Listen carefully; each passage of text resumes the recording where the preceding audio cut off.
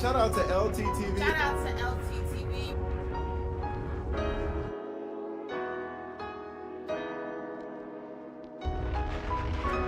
Shout out to brother LTTV. Shout out to LTTV.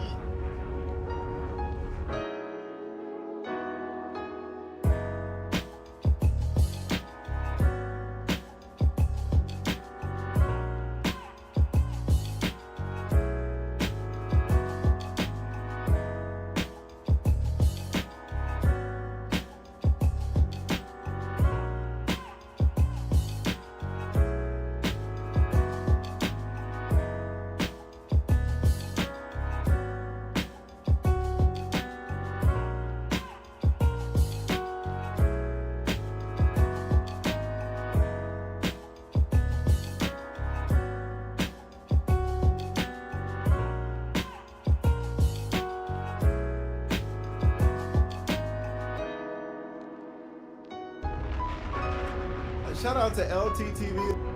Shout out to LTTV.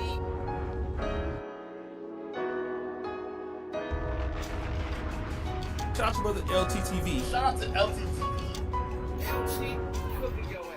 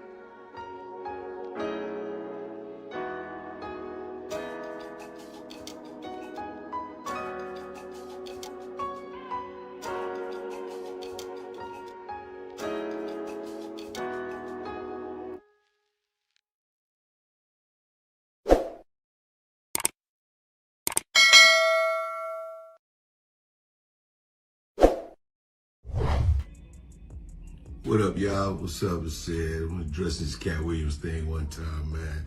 I saw people on there really commenting about that. Look, I have no idea what this brother is talking about. That joke is over 30 years old, close to 30-something years old. I did the Kings of Comedy in 1999. Probably had been doing that joke 6, 7 years before that. I don't even know if Katt was doing comedy then. So, you know, again, he a talented brother. I have no idea what he's talking about. I've never seen Katt do a space shuttle joke. So, you know, there may be something that he believes is true. I've written a lot of jokes. I've had a lot of comedians steal my jokes as well. So I understand if you feel, you know, slighted by that, but that's my joke. That's my joke, dog. Driving a space shuttle to the moon, cigarette, cutie pie rocking in the background, parallel parking the space shuttle. It's my joke, dog. So that's what I believe it to be. So, all right. He gonna walk up and introduce himself, Chad Johnson, man. Everybody around here call me Bombinish, though. Everybody around here call me Bombinish, it's fine. You call me that. Don't even worry about it. Everybody call me Bombinish. Everybody call you Bombinicious. Hey, everybody in the whole city call me Bombinish. Don't even worry about it. It's fine. You call me that. Don't even worry about it. Bombinicious, just what everybody call. Yeah, everybody call me that, man. Don't worry about it. I'm like, all right. So all week long, my ass talking about Bombinicious. What up, boy? Hey, Bombinish, you gonna run around, come over here and watch the game with us later on? Hey, Bombinish, run to the store, grab some beer, come on back. My cousin said, what you calling him?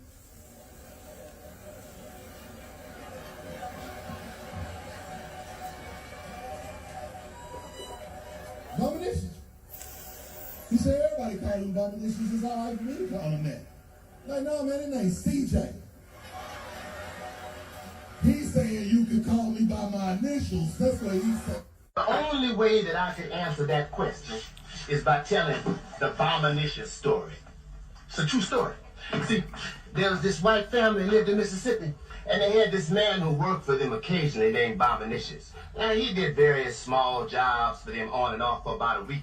One night, he had just finished bartending a party, and the lady of the house realized that she didn't have any money. So she said to him, Bominicious, I want to write you a check, but I don't know how to spell Bominicious. And he said, well, I've been meaning to talk to you about that. See, when I came to work for you, I told you my name, and then I said, but you can call me by my initials.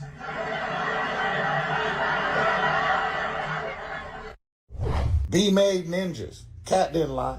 Cedric the entertainer is a B-made ninja. Hey, man. He's supposed to be from Missouri, man.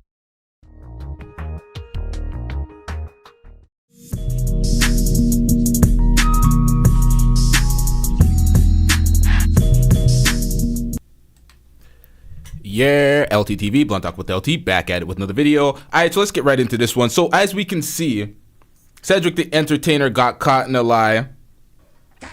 It's looking bad for him as many folks are being exposed by Katt Williams. He got up on the Club Shay Shay podcast and was cooking everybody. Hold up, folks. Make sure y'all hit that like button upon entry. Let's get right into it. Okay, so we got a lot here. So as we're going to react to Katt Williams cooking everybody, exposing all the dirty secrets in the industry and in the comedy game, the people that have stolen material, the frauds in the games, the people that took Illuminati deals. We're going to get into that. We're going to get into the responses. Kevin Hart is getting cooked for his response. Kevin Hart had some condescending response, and everybody was not fucking with it, so we're going to get into that shortly. But let's get into Columbus Short calling out Cedric the Entertainer. And as we can see earlier in that clip in the intro, Cedric the Entertainer denied stealing jokes, but then he was caught in 4K. And then I also was sent something from Robbie. Shout out to Robbie. Showing that Cedric the Entertainer stole some material. She sent me the footage. I'll play that shortly. Let's get into this, y'all. Did me dirty, man. I'm not even gonna lie. You know what I'm saying? Me and my wife, we picked up Evander Holyfield, took him to this Pump Brothers event. You know, Evander was getting awarded. We were sitting at the first table, and I saw him go over there and whisper to the usher, boom, boom, boom, boom. And then next thing I know, they telling us we have to move to the back of the house. So we move in. Shaq stopped us. He was like, you can sit at our table. You can sit at our table. Nephew, what you mean? Where you going, bruh? And then I waited the whole time to the end of the show. You know, he had his trophy in his hand. I was like, wound up to him in front of his family, like, hey, bro, you from Missouri, bro? Why you gonna do me like that, bro? Hey, you a B-made ninja, bro. I used other words, but you know what I'm saying? All over a San Diego B? Do you know what I'm saying? All over some old stuff. That's how ninjas move, man. They be moving over old stuff, holding it in their chest. Man, Cedric is a B-made ninja. And you heard it here first. No, second. Because Katt told you the first time. But nah, nigga. I can attest, and I know for a fact.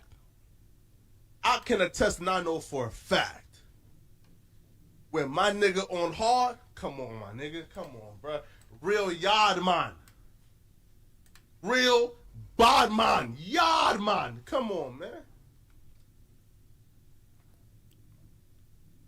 Ladies and gentlemen, this is Stick together. Pause. Knows he can have it. Pause. You see what I do when I got the rock. Pause. Let me just put this in real quick. This is Daniel, by the way. Okay, so this has something to do with the presentation. I don't know what. We're going to get into the footage of Katt Williams following this, cooking everybody. But this is Flacco standing up for DJ Academics after Academics has been getting cooked and outed for a bunch of things related to him simping over a couple of women. His girlfriend and his side chick, and everything went left with them. We're going to do an extensive breakdown to that shortly. But they outed his peen pics to large media outlets, sent it to Charlemagne the God, sent it to Adam22, sent it to Vlad, sent it to various sources. That's what his side chick did to try to out him and shame his peen. Now, for some reason, Flacco is out here defending the size of his peen. Like, sir, pause. What in the fuck is going on here? What is this? Brother Jumpy, you in the chat, brother. You in the chat, dog. What is this, Brother Jumpy? Help me out. What is this? LGBTQ plus mean? Like, is it the premium version of gay? Yeah, I'm King Dave. Hold on, like. Act a real nigga from Kingston, Jamaica, man. If you think that Act got a small penis, nigga, you is tripping. The bitch know what she was doing, bruh. She knows what she was doing, bruh. Man, listen, yo, she sent that shit on soft because she know what she was doing, man. Trying to emasculate the nigga, man. Trying to emasculate my nigga, man. What? Bro, what are you talking about, man? Bro, I'm out, man. That nigga's tripping. Now, What the hell was that? that was a terrible defense because, listen, folks are coming for academics right now. The only thing academics is guilty of is being an absolute idiot and a simp when it comes to the women that he's dealing with and having terrible selection in the women that he's dealing with and the way he treats them. He's just going out all the way sad in his relationship life. But they are trying to outact, trying to cook act, trying to put some fraudulent grape accusations on Ack because academics is one of the few folks that called out Diddy.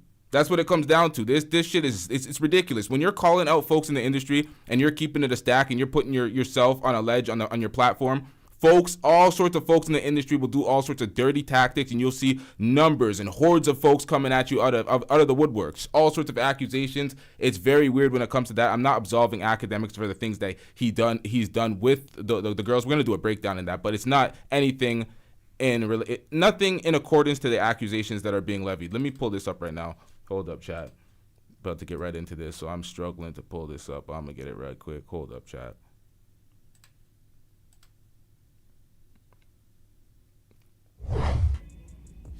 What up, yeah? Great. Big. That's fun. All right, where is it at? Out to be connoisseur. Method that goes in the And longer Stuff holding it in. by the same maybe 30% than you could possibly expect. And unlike cognacs the world over, this one doesn't taste like wood at the end, and it doesn't taste like it's got artificial colors, and it doesn't taste like it's got artificial flavors. It's a fine product. He's a connoisseur, you can tell. Shout out to Super Harare with the $2 super chat. I'm getting rich. Let me pull this up on the screen. Super Harare says, Flacco confusing. Nice guy or bad guy? Don't know. I don't think it's anything about good or bad. I think that sometimes Flacco takes the grouping out too far. He supports some folks in the industry, and he kind of goes a little too far with the grouping out. Right there, though. Oh my God, bro. Is dick riding all you do? No, I'm saying, you literally got that nigga dick in your mouth right now. I see it. Stick together. Pause. He did the same thing with Marquette. Just too much dick riding. He needs to relax a little bit. Like, I know you can respect folks and you can give them congratulations and all sorts of whatever you props or whatever you want to call it, but you take it a little too far. But let's get into this. He's a cognac connoisseur. He understands the method that goes into making cognac. Right. Well, as a comedian, you get free drinks at the club. So all comedians either turn out to be connoisseurs like myself, right, or straight up and down alcoholics like 60% of Hollywood. Well, thanks for stopping by the club. I understand that you're very, very busy, and for you to take time out of your busy schedule and stop in today, we really, really appreciate it here at Club Shay Shay. So thanks for stopping by, Katt. And I needed you to know why I came by. Yeah, I need you to tell us why. People know I don't go everywhere. I'm not interested in talking to people unless it's like a Larry King or somebody of an amazing ilk that I would actually want to go talk to in real life. Okay.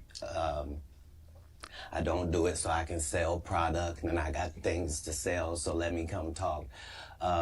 You have a great product here, and as a fan base, We love the attention that you spend on the guest. We love how much work you've done, how well you know them, how prepared you are. The same things that we liked about you in football. You brought that on over to here, and that's why it resonates. And the reason I had to come is because you made a safe place for the truth to be told. You know what I mean? Thank you. I appreciate that. And I have watched all of these lowbrow comedians come here and disrespect you in your face and tell you straight up lies. I'm talking about things that have never been heard in all of Black Hollywood. They feel comfortable sitting here lying to you about it. You gonna set the record straight? Are you kidding me? You let Ricky Smiley sit here and you said out that mouth, you stole Friday After Next, the one I was in. I wish all of America fumbled a bit when that happened. And then he said some stuff that we haven't heard in 100 years in Hollywood. Shout out to Lee with the $5 super chat. I'm getting rich. Lee says, please like, share, subscribe, support Cash App. Let's get the likes up, please. Yeah, shout out to Lee with the $5 super chat. Y'all, let's get these likes up. The likes are looking rather dusty out here. What are we doing out here, chat? Let's get these goddamn likes up. Shout out to Lee. We ain't say nothing.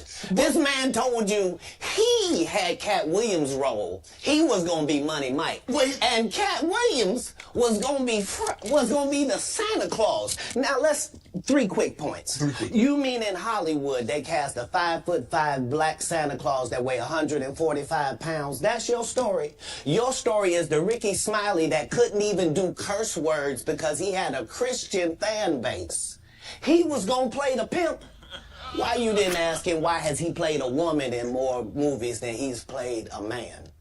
Well, I didn't know he shouldn't be able. You wouldn't let a athlete that been on steroids talk about one of the greats.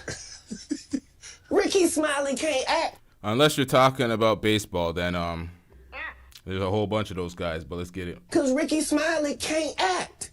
He told you the story about when the movie came out. Where did he say he watched it? At home. He wasn't even at the premiere.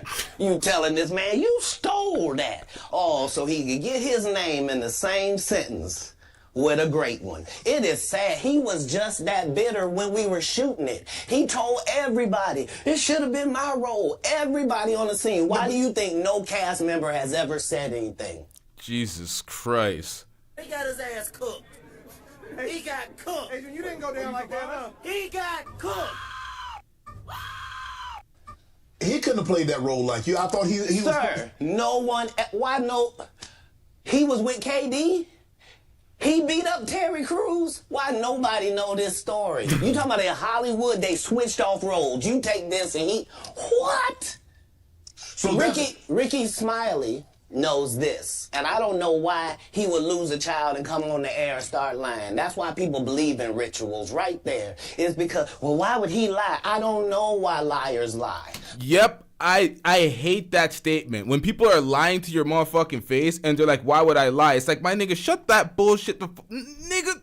Shut your bitch ass up before I get to talking shit about you. It's like, why would you try to make me figure out why the fuck you're lying in my face? Just tell me the goddamn truth. I hate when folks say, why would I lie? It's like, nigga, shut that shit up, man. No one wants to hear that shit. And when he was out here exposing the entire industry, this resonated with me because I'm in this industry where I'm looking at folks and I'm like, this is this industry. Everyone's fake as fuck. And it's like, if you say it, they try to act like you're crazy, you're bitter, you're angry, you're a hater. They're like, oh, you're only talking about people that are more successful than you. And I'm like, do you know who I am? More successful than me? Big Ack is here now. All right, but yikes. Stop the cap. For the most part, they be capping. No Big Ack energy. We ain't balling out here, but they be capping. They use that as a deflection out here. It's like, what are we doing, man? But I can tell you this. We auditioned in Los Angeles. Yes. I was audition number 201. 200 black comedians auditioned for the role of Money Mike with me. You're saying all 201 of us was auditioning and you had already had the role and had already shot the role in 4 days? The truth of the matter is, the Money Mike in the original script got raped in the bathroom, and that's what Ricky Smiley was okay with. Katt Williams had to take the risk in front of the studios and the cast and our powers that be in his very first movie and say respectfully, humbly, guys, if we're talking about anything else, I have no credibility and I have no pull. But we're talking about comedy. Right. Where I have all the credibility and all the pull. The problem with Friday After Next is we're trying to make a classic comedy. And this comedy involves a rape. And yikes. Hold up, chat. You're a victim. There we go, CSI. Katt's cooking these folks. Shout out to Brother Jumbie with that $5 super chat. Shout out to Stay Gold Radio with that $5 super chat. I'm getting Brother Jumbie says only a fake nigga will ask you to prove if they're lying. That's facts. It's like, man, if you don't get that bullshit out of my face, man, these motherfuckers be trying it. That's facts, Brother Jumbie. Shout out to Jay the Informant with the $2 super chat. I'm getting Our King just did a video lying, blaming, and dodging. Who's that? What?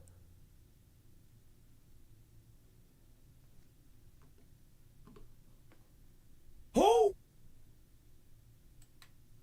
Who we talking about? Who's our king? Our king? My nigga, speak for yourself.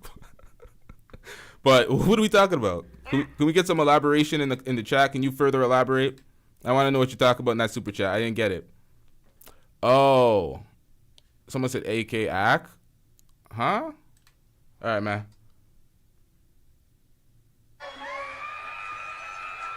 rape is never funny, no matter who it happens to or what the circumstances are. If you would allow me to allow us to do this movie without a black man getting raped in it, I promise you that it will be twice as funny as it would be with him getting raped. And why in the hell did they think that a movie with a nigga getting raped would be funny? Who in the hell wants to see that shit? A nigga, why would that be funny?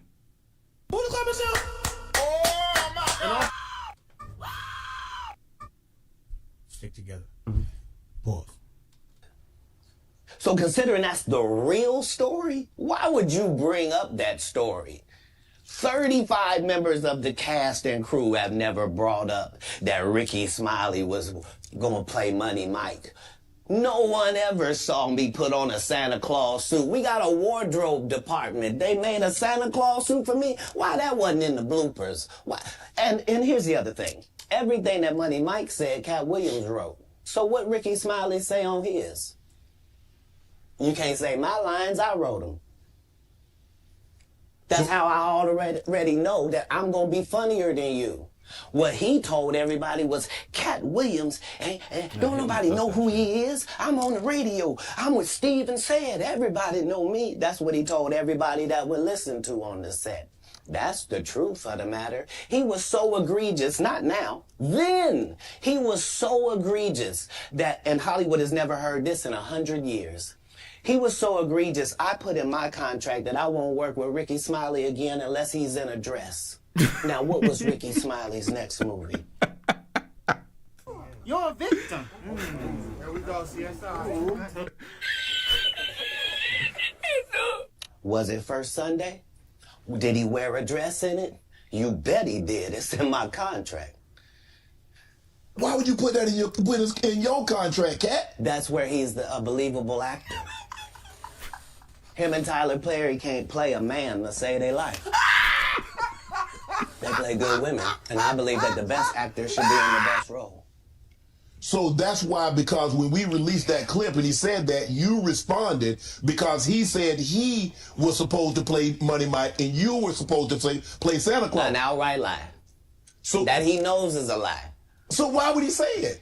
Because he's a liar. Nobody knows why liars lie. And that's why I had to come on the program. Cedric did the same thing. Cedric told you when you asked him, did you steal Katt Williams' joke? Now, hold up, chat. A lot of the things that he's saying here is fact, and a lot of folks are pointing it out and verifying it via social media as we speak. even the folks that are coming out to deny it, like Cedric the Entertainer, we played in the beginning him caught in 4K lying through his teeth because we caught him stealing a bit, and that's only one of 3 that I have on my computer right now, and there's more online if y'all check the Neighborhood Talk or the Shade Room. They're all getting exposed. And when it comes to Kevin Hart didn't deny anything. He just made a condescending comeback and tried to call him angry, and folks weren't fucking with that. So many folks are going out sad right now, but there is one thing that we caught him lying on. There was he was speaking about Ludacris. And he was talking about that's the deal that they give everybody, to give everybody an ugly light-skinned chick and blah, blah, blah. And it's like, Luda's chick is not ugly. It's like, what are we doing, man? You're shitting on Luda's chick, and then it's like, my nigga, you were with Hazel E. Hazel E is the ugly light-skinned chick that everybody confirms that is ugly. Sorry, Hazel, you're getting thrown under the bus, man. You're a victim. Here we go, CSI. And it's like, he was with Hazel E at one point, so he could have had that package himself. Pause. So it's like that's where he was kind of capping a little bit and getting a little carried away off of this Club Shay Shay cognac. But let's get back into it. Other than that, he was spitting. He said it don't line up. How it don't line up that I did it on TV in 2018? You came to see me at the Comedy Store do it in 2019 and then did it on the Kings of Comedy. Like, what doesn't line up? Okay, TaylorMade says still no lies told. I'm saying it's a contradiction to what he said. He was with Hazel E, so you can't call out all these niggas taking that package, that Hollywood Illuminati package for getting the light-skinned chick and blah, blah, blah when you were with Hazel E. And I'm going to pull up the pictures, man. We ain't going to play this game out here. We ain't going to play the mental gymnastics game today. We're going to pull up Hazel E and we're going to pull up Luda's wife, man. This is a televised joke that Mark Curry helped me punch up and get to the level that it was. The same Steve that went to go watch Mark Curry do his whole sitcom and then stole everything Mark Curry had. Now Steve got a sitcom where he the principal and he wear a suit and then he gets this high top fade, making all black men think he got the best lineup in the business, and it's a man unit. Then you ask him, why you not a movie star? I didn't want to be a movie star. This the same Negro that hated on Bernie with this same thing. I didn't want to be a movie star. No, you couldn't be a movie star. There are 30,000 new scripts in Hollywood every year. Not one of them asks for a country bumpkin black dude that can't talk good Oba-Kaby and look like Mr. Potato Head. There ain't none. You would have to have range. I played a lot of characters, 60 movie roles. I'm not playing Katt Williams in there. I don't know, Katt. We might not let you drink anymore the way I mean, we ain't even got... I'm not fueled by alcohol. I've had a sip, less than you. The truth don't need motivation. I'm just saying I can't let these dudes lie. Cedric sitting here telling you why he ain't a movie star. He over here look like a walrus. You didn't say nothing. He can't even get his arms off his stomach sitting over here. Why I'm not a movie star. What? It's a situation. He never wrote anything. Remember, when Cedric the Entertainer starts, he's supposed to be singing, dancing, and telling jokes. That's why he's called the Entertainer. Right. We found out he can't sing, can't dance, and doesn't write jokes. He did 4 comedy specials. They're so bad, Shannon, they're not available on Netflix or Tubi. Holy, okay, hold on. He got his ass cooked. He got cooked. Adrian, you didn't go down like that, huh? He got cooked. I say that again for the audience. They're so bad that they're not available on Netflix or Tubi. You don't think Sam's a good comedian? The world doesn't think that, sir. I have 12 comedy specials. He has 4 specials that are not available on Netflix or Tubi. Jesus Christ. See, this is the thing. Cedric the Entertainer is a better comedic actor than he is a stand-up comic, in my opinion. In my opinion. But let's get back into this. It seems to me, Katt, that you had a lot to get off your chest. No. You wanted to set the record straight. Winners are not allowed to allow losers to rewrite history. I don't say any of these things if my name is not breached by these people on your platform. If you give a liar a platform to lie, then I'm not being messy by saying, hold on, that never happened, it's untrue, and there are hundreds of witnesses for each thing I'm saying. And this is exactly why he's saying this. Because folks got up on Shay Shay's platform, Club Shay Shay, and were lying through their teeth. And Katt Williams had to sit back and witness this. He literally watched all the episodes. He was referencing the fact that he watched all the episodes. So let's get into this. So let me ask you this. What is your relationship with Steve Harvey, Ricky Smiley, and Cedric the Entertainer as you sit here currently? For 30 years, they're a group. These aren't three random guys. The way that Ricky Smiley kept appearing at all of my auditions is because of Steven said he would tell anybody that, listen, they got a gang on that side. They know what it is. They know who the gang is. Why Earthquake not in movies? 'Cause he's illiterate. He can't read. And they found that out when they gave him a show and put the cards in front of him. Like, all of these dudes are co-entwined and they share secrets. And this is the age of truth. And the truth doesn't need to be scared of the fact that people tell lies. Katt's on drugs. Where are the stories? Why is there no story of anybody who ever sold a drug to me, did a drug with me, was around me when I was inebriated? I got 5 daughters. I got 5 sons. Why would we tell these ridiculous stories? Because it's competition. I'm getting rich.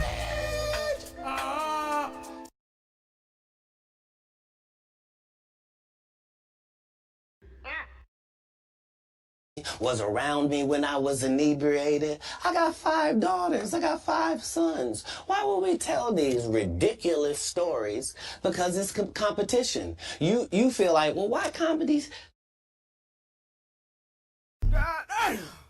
All right, my bad, y'all. I'm clicking a lot in the background, so I kind of muted myself. I did not give Super Harare his due and his credit and his for the super chat. Let me pull this back up. Super Harare says, this is kind of brutal, but let Katt spit. Shout out to Super Harare with the $2 super chat. I'm getting rich. Now, what else did I say? Shit. Comedy guys can't just get along. Yes. Why didn't you get along with the other teams you were competing against? If you're a Denver Bronco, why you don't get along with the Cowboys? Something wrong with you? But I don't disagree. I don't dislike all the Cowboys. Katt, damn, you like this? No, that's not. Okay, what comedians do you like? Did you play against the team? Yes. Wait, what do you mean you can't hear me? Is my mic still off? Y'all didn't hear me say shout out to Super Harare with that $2 super chat. Hit the drop.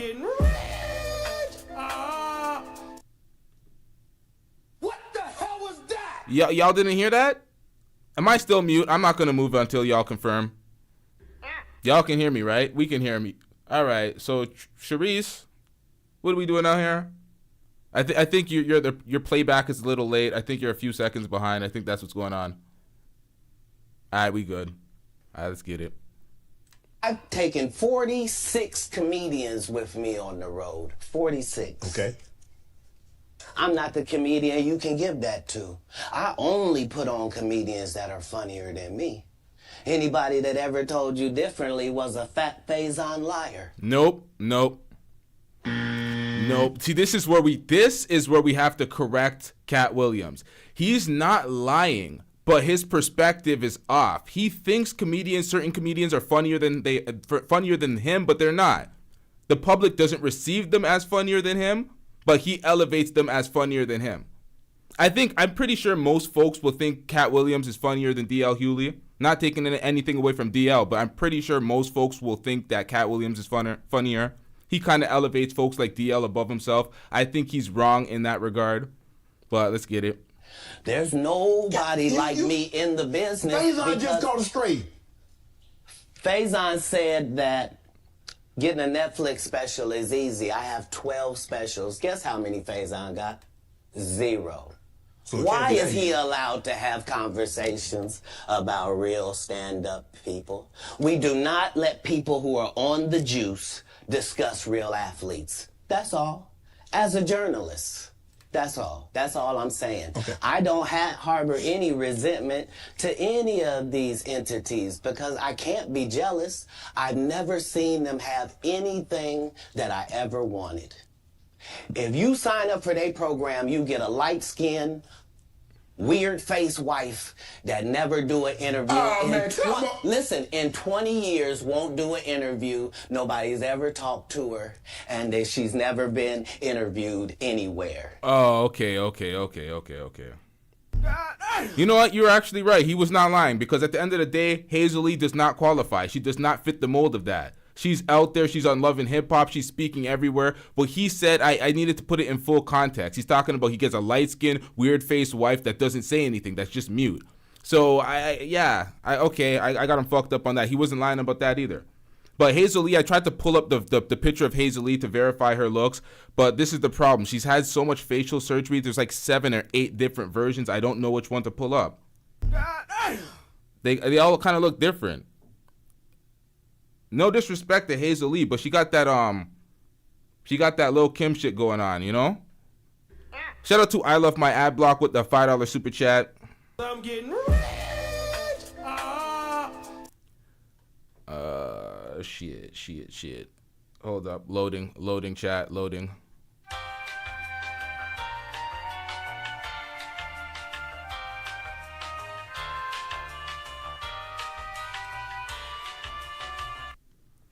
Shout out to I Love My Ad Block with the $5 super chat.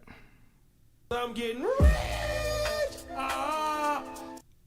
I Love My Ad Block says Faison uses an aircraft carrier as an ironing board to iron his clothes with fat ass. What the hell? An aircraft carrier to iron your clothes? What the hell? Y'all getting creative out this bitch. Hold up. We got another super chat. Shout out to I Love My Ad Block. Shout out to Jay the Informant with the $2 super chat. I'm getting rich. Struggling. Pull these up though. Faison isn't overweight. He eats on business. Jeez. All right, let's get back into this. And now, understand, I'm not talking about one person. What I just told you applies to 7 people. How they all end up with that.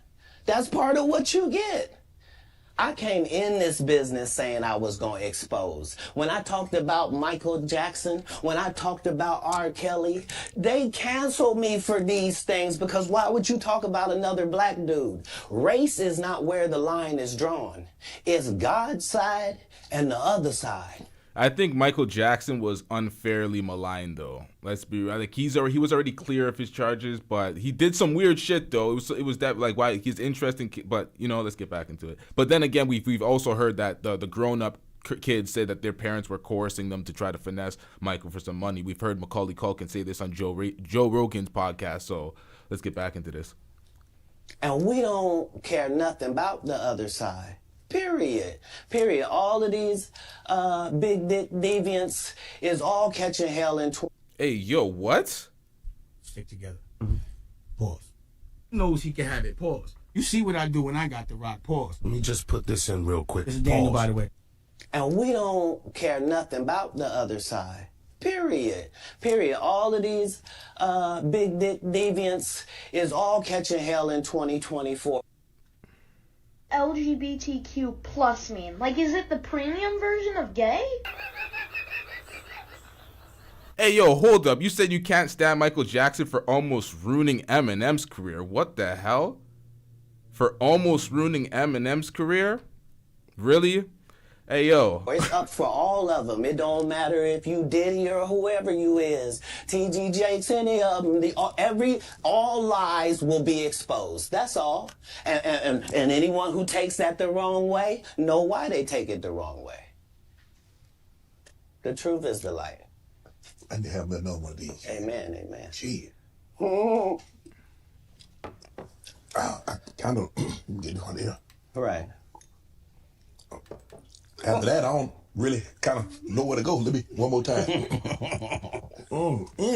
Right. We good now? Because the people want to know, why would he get blackballed? Yeah.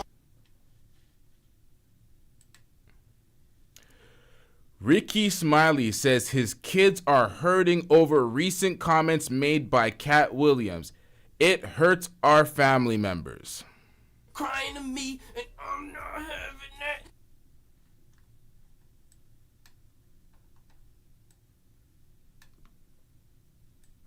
Shut your bitch ass up before I get to talking shit about you.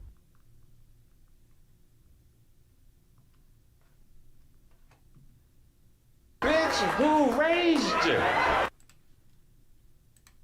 Oh, because in 30 years I've done nothing but collect information, knowledge, and your secrets.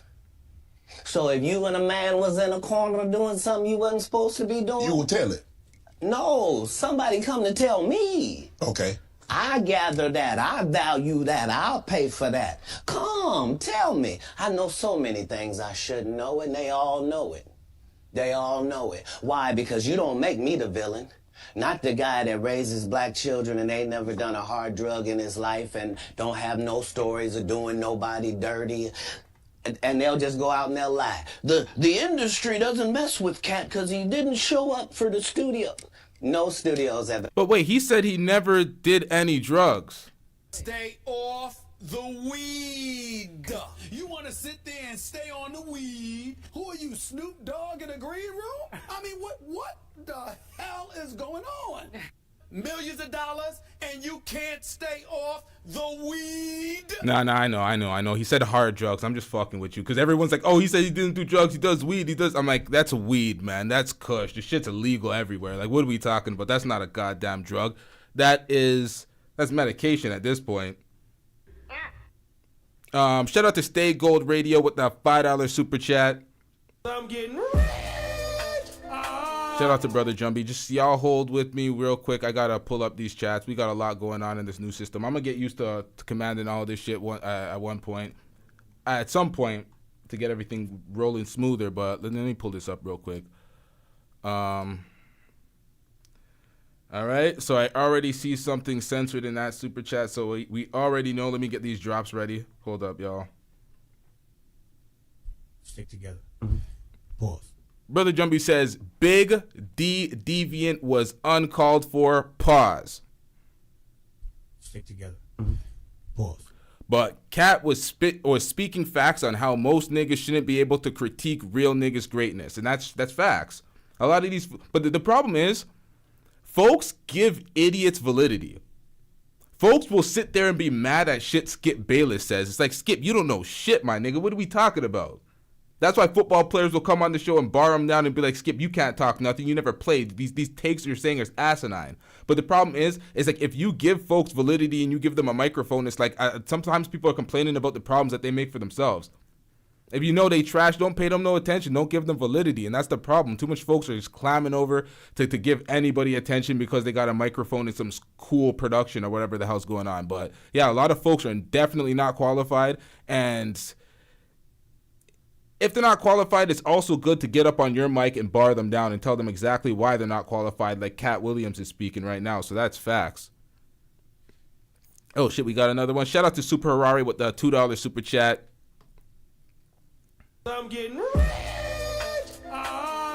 If you dress up, you got to brace up. Accept it. Shout out to Super Harari with the $2 super chat. Let's get it. Ever said that. Look at my IMDb. It will show you that no studio has ever lost money with me on the script. How? That's why I'm saying, that's why I can't let Ricky Smiley say he was supposed to play Money Mike. Because I wrote the words for Money Mike. I designed the hair for Money Mike. I collaborated with the wardrobe department and made outfits to make sure that no one in America would be wearing what Money Mike was wearing. I told him to go get the Prowler. I then told him to paint it purple. I told him don't have an actor playing a pimp. We could get an actual pimp, Archbishop Magic Don Juan to play. Like, I did far too much work for somebody to come years later and try to tag along just for their own self-aggrandizement. Why didn't Cube set the record straight? Terry Crews could have set the record straight. Mike Epps could have set the record straight. Why none of them set the record straight? That's what you were supposed to ask him when he told you those lies that but no I didn't one's know it ever was a heard. lie. Right, but he's telling you something no one's ever heard of. Nobody has ever heard, oh, Ben Affleck and Matt Damon was in a movie, and somebody said, y'all should switch roles. Like, this is a business. But that's the thing, Katt. That whole we should switch roles shit, Katt Williams is speaking facts right now. That shit does not happen. Oh, I like this role better than you. Let's switch roles. It's like, what? What? What's that, man? Come on, man. These folks are out here telling tall tales. Shout out to Random University with that $5 super chat. I'm getting rich. Now, let me pull this up real quick. I don't know about the hard drugs claim. I watched Great America on Netflix, and he was blinking his eyes like he was tweaking off the dust and sweated like a slave. Jesus Christ. So you're saying he was pretty much out there like... When does crack... Now, so the cocaine's happening.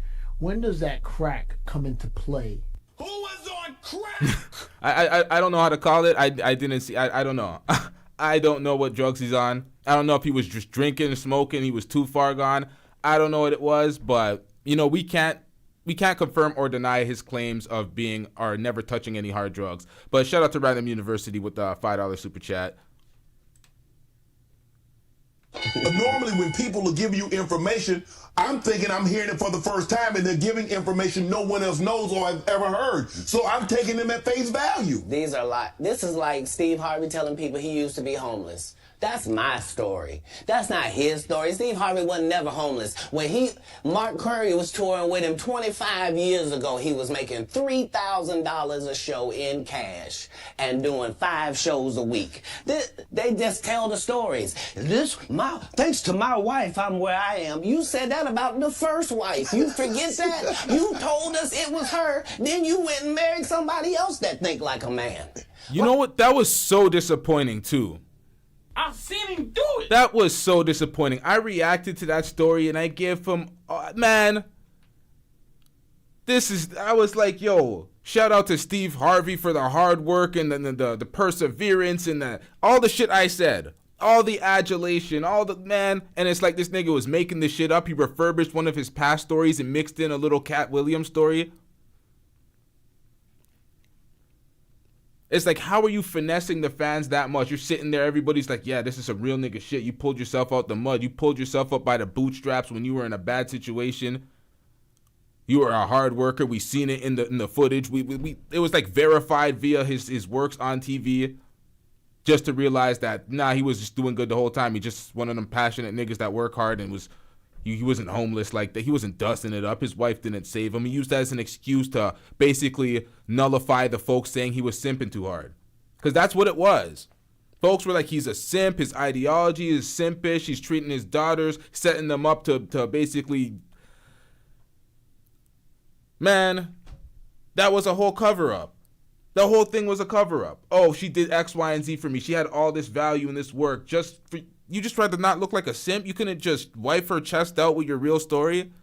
But we don't know if this is true, but he said it before. If he knows that he said the same story twice, then I'm inclined to believe Katt Williams right now because he's been spitting facts, and we know Steve Harvey does the industry games. So let's get back into this. Like, what are you talking about? They think they can rewrite history. Guy Torrey did a beautiful special about the Comedy Store and Fat Tuesday, where he said that Steve and Cedric and Kevin Hart and Tiffany Haddish came through there and made... All lies. Steve and Cedric never performed at the Comedy Store at all. Tiffany was only seen at the Laugh Factory. In 15 years in Hollywood, no one in Hollywood has a memory of going to a sold-out Kevin Hart show, there being a line for him ever getting a standing ovation at any comedy club. He already had his deals when he got here. Have we heard of a comedian that came to L.A. and in his first year in L.A. he had his own sitcom on network television and had his own movie called Soul Plane that he was leading? No, we've never heard of that before that person or since that person. What do you think a plant is? Maybe people don't understand the definitions of these words.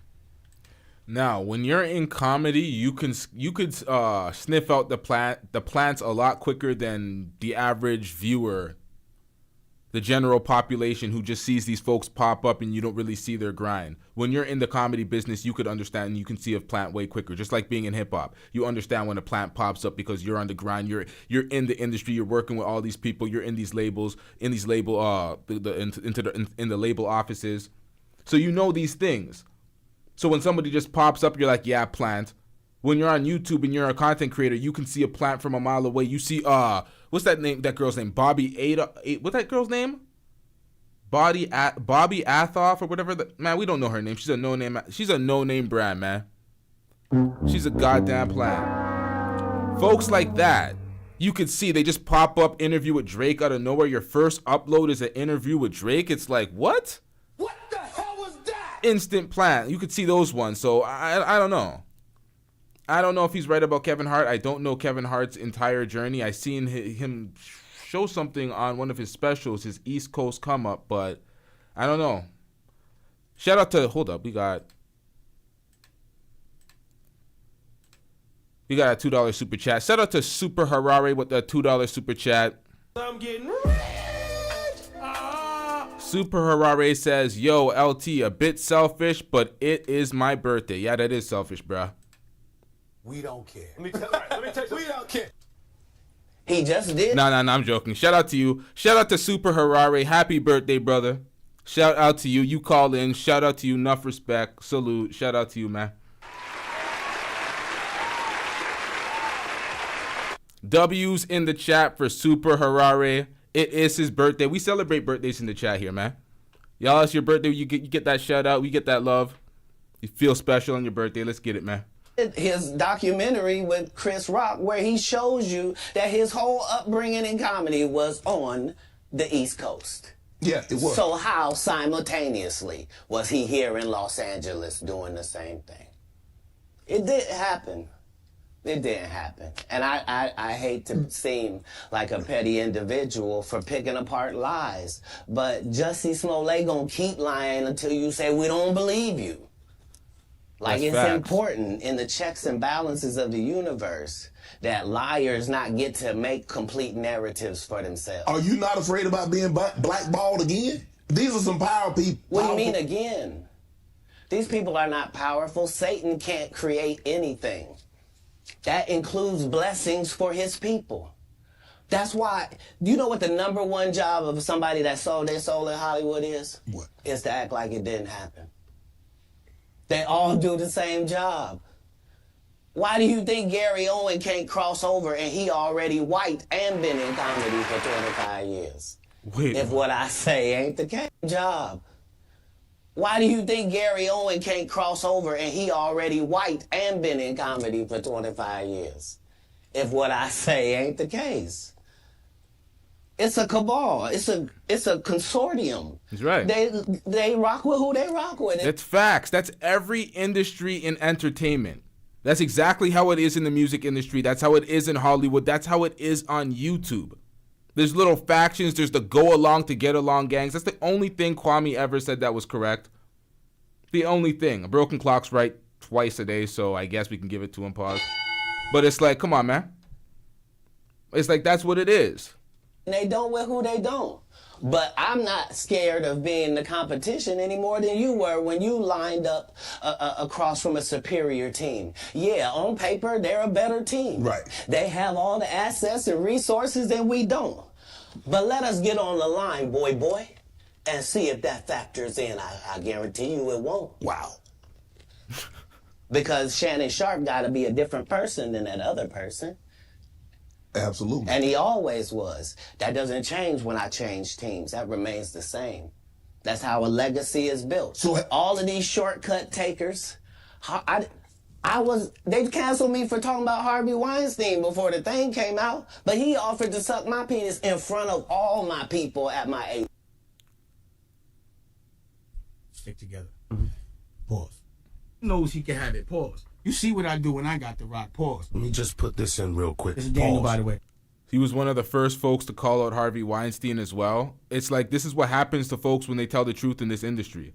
This is why I pointed out that thing with the Flacco moment. Pause, when Flacco had that zesty moment. But we had to lament the fact that folks are attacking academics right now, taking advantage of his idiotic simping ways and his terrible choice in women and his terrible treatment of the women that he chooses culminates into terrible results. Him getting his house robbed, police issues, all sorts of things. But the industry is taking it to the next level by bringing up all sorts of fabricated grape claims to shit on academics because he was calling out Diddy. That's what it comes down to. They trying to protect these folks out here. I'm like, did he do it? Did he drug her? Did he rape her? If you ain't do this shit, did he? Why did you pay her? I'm like, did he do it? Did he drug her? Did he rape her? If you ain't do this shit, did he? Why did you pay her? I'm like, did he do it? Did he drug her? Did he rape her? If you ain't do this shit, did he? Why did you? You was an icon, nigga, you ruined it. Did he documentary coming out, 50 Cent shooting it. You ready? Okay, check this out. They canceled me for talking about Harvey Weinstein before the thing came out, but he offered to suck my penis in front of all my people at my agency. What am I supposed to do? He did all of that. I'm thinking I'm the only black person on the script. I get there, there's 3 other black guys on there. Woo. Huh. So you wonder what they did to get I told him no. What y'all do? Yeah, but see, that's not fair. That's horrible. That is horrible. That's not fair to do that and say, what did y'all do? Yo, hold up. You're a victim. There we go, CSI. On the script, I get there, there's 3 other black guys on there. Woo. Huh. So you wonder what they did to get I told him no. What y'all do?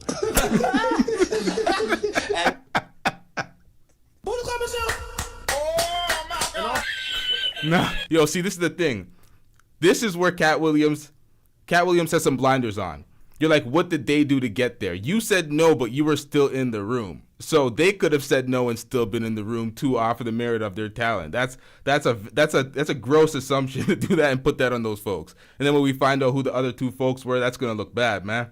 This is why when I walk in a room, heads go down. Behind my back, I'm nothing. I'm just a regular old comedian that's bitter and jealous. But in my face, no. The king has walked in and they have to respect it only because I've not taken the shortcuts. I've not been funded. They pay you to not talk about things they don't want you to talk about. They tell you that themselves. I can't do that because Steve told you that he stopped doing stand-up. But the folks that moved away from the jab and that basically endorsed that shit got the ultimate YouTube push. They got the almighty push through YouTube. They got that shit. The folks said negative stuff about that shit. You got your channel stripped. You were a victim like me. You gave the wrong opinion about it and You're done. my country was shut down. Truckers their accounts were getting stripped and locked up. They couldn't do nothing. It was tyrannical out here. I'm not speaking about politics right now because I know what could happen. So he's spitting facts. Folks were like, why aren't you speaking about Israel and Palestine? I'm like, man, you know what happened last time when I did that shit? Well, not speaking about that, but when I spoke about certain things, it's like, come on, man, this is YouTube. It's either you gotta have to cap and say what they want you to say, and you're getting rich, you're getting that money. And if you say the wrong thing and you keep it a stack, you're getting your platform snatched. It's like, what are we doing out here? So it's like, this is facts. And there's a lot of tongue biting on the platform to retain a platform. That's just what it comes down to. And when you have supporters that are willing to go from platform to platform like Tommy Sotomayor does, then you can keep it a stack and say everything the fuck you want to say. You could be relentless. But until you build that support and you have the fans that are willing to pay outside of the AdSense, you don't got that. So you got to follow rules a little bit and kind of say things and make folks read between the lines. Like, folks don't even know about map manipulation. Folks don't even know about map manipulation. It's happening right now. China is arbitrarily drawing wider borders and encroaching on other folks' land and just taking that shit. It's happened for years. Renamed, man, y'all don't even know. I'm not even gonna get into the deep because I want my channel to remain. But shout out to Brother Jumpy with the $5 super chat. I'm getting rich. Yeah, YouTube let me know. They let me know, man. You say the wrong thing and you're gone, and we'll put you back, but we're not gonna give you a reason. We're not gonna no compensation, none of that shit. Shout out to Chronic Introvert. We're gonna get into that in a second. Shout out to Brother Jumpy with the $5 super chat. Brother Jumpy says they fell for the old banana in the tailpipe. Grown niggas falling for the casting couch. That is nasty work. Niggas is gay for pay. That's facts. That is facts. You wave a large enough bag and man, these guys do all sorts of nasty shit. We have folks calling out, just like Sarah Garvey. I'm like, Sarah Garvey, you called out Duke and what's his name? King Riches It was right for calling out King Riches, but he was calling out Duke and saying they're acting like females and X, Y, and Z, and this is not masculinity. It's like, my nigga, you were gay for pay too. It's like, what are we talking about? You were one of the Holly Weird guys, gay for pay like Zesty TV. So it's like, what are we doing out here, man? Folks really got to understand that they got to clean out their own closet before they want to throw stones and act like they can say something without being looked at funny like, my nigga, what are you doing? Because he has 7 TV shows. The only problem is when he stopped stand-up, he didn't have those 7 TV shows. He stopped stand-up because he got in a comedy battle called the Championship of Stand-Up Comedy with one Katt Williams. Wait, you didn't see this? Y'all didn't see the Sarah gay for pay shit? No disrespect to Sarah Garvey, no beef with him, but I'm like, my nigga, you have to have some self-awareness like everybody else on the platform severely suffers from self-awareness. But yeah, man, I'm gonna have to pull that up after. I don't want to interrupt this because this nigga's cooking many folks in the industry. Williams in Detroit in front of 10,000 people and lost because Katt Williams said he was actually bald and that was a wig. And I went in and that's why he couldn't do stand-up anymore. Imagine him coming to tell you another story where he got so big and it was Bernie and them's fault because they wanted to. Yo, that toupee looked filthy. That toupee with the perfect lineup. The man had the Jalen Rose lineup except it was fabricated. That was a filthy toupee on that Steve Harvey show. Like, everybody knew that shit was cap. I'm like, are you kidding me? Be movie stars. What? You called Ocean 11 to get that nigga's part. What do you mean you didn't want to be a movie star? So on the behalf of Bernie, I would have to say what I have to say. Have you ever been on tour with any of these guys? Every guy I mentioned to you is not funny out there in real life. So no. Faison's never done his own tour in 30 years. That's facts, random university. Nobody has the Jalen Rose. That's how we knew it was cap. That hair, nobody has that hairline. It's like my nigga just drew that shit on. It's like, how the fuck is your hairline like that? That's why we knew that toupee was cap.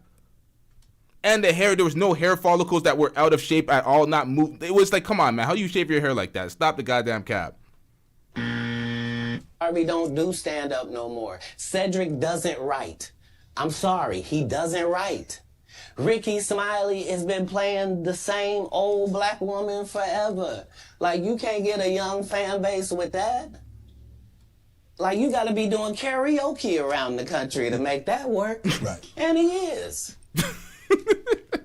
But I'm a stand-up comedian. This is my 19th 100-city tour. I'm not gonna have a conversation with these lazy bums that'll take a shortcut at any point. Yes, it's easier for you to juice than to get in the gym, but you don't get to bring that body in here talking crazy. Talk about how good you look. Right? What? No, there's too many comics out there that are putting their life on the line to tell these jokes, man. Okay. Let's get to your upbringing. We're going to circle back and we'll get some... I want to protect them real quick, because you had said for the Kings of Comedy, it was in 2018, 2019, but did you mean 1999? Because it came out in 2000, so I just want to make sure. No, I didn't. No. Yeah, I glossed all over that. Pause.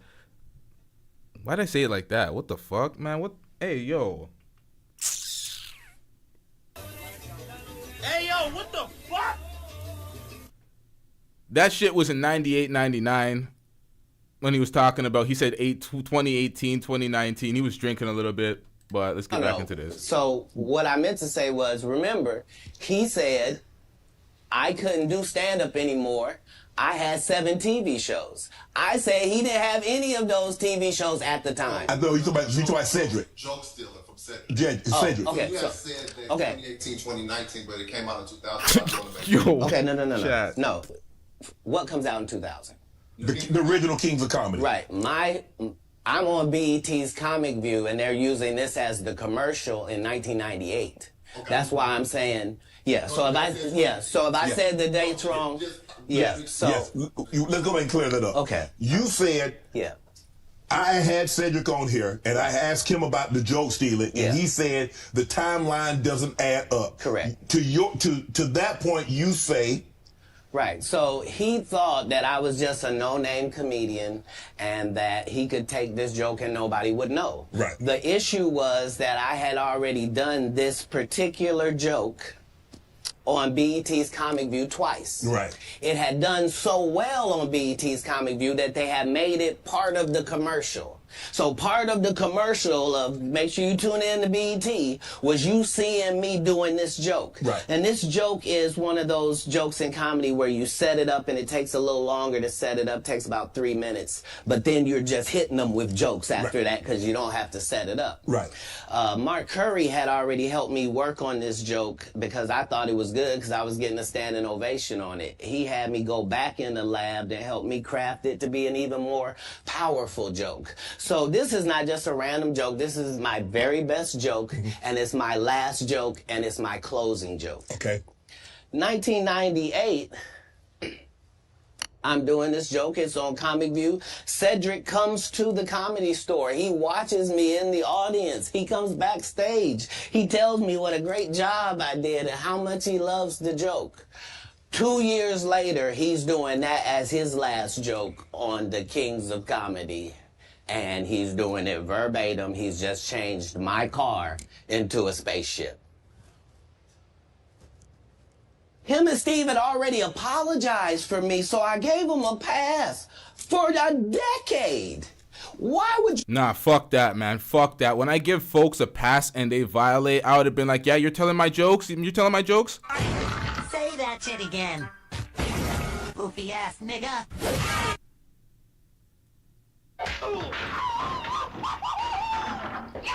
You sit here and be like, I saw Katt 30 times.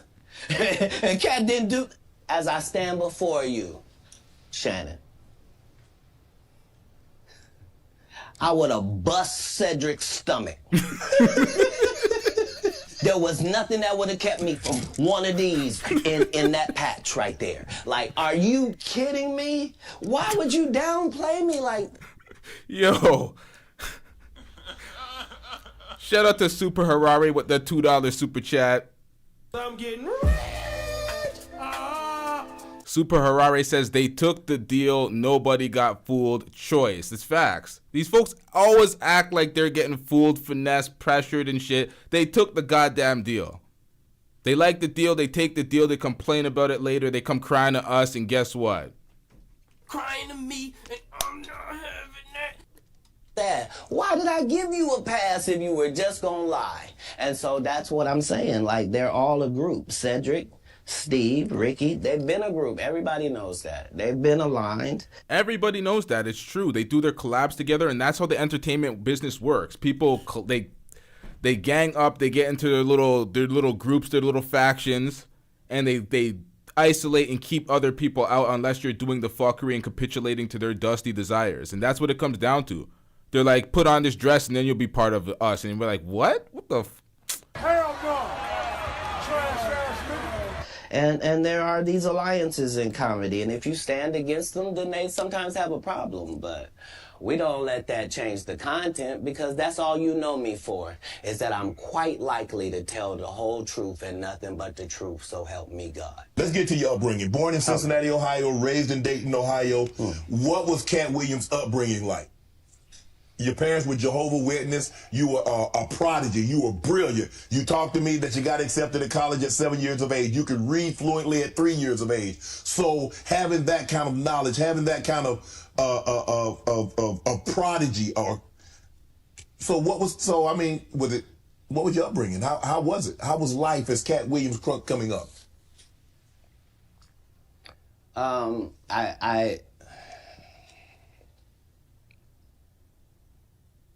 I was often confused because I knew things and I wasn't sure how I knew them.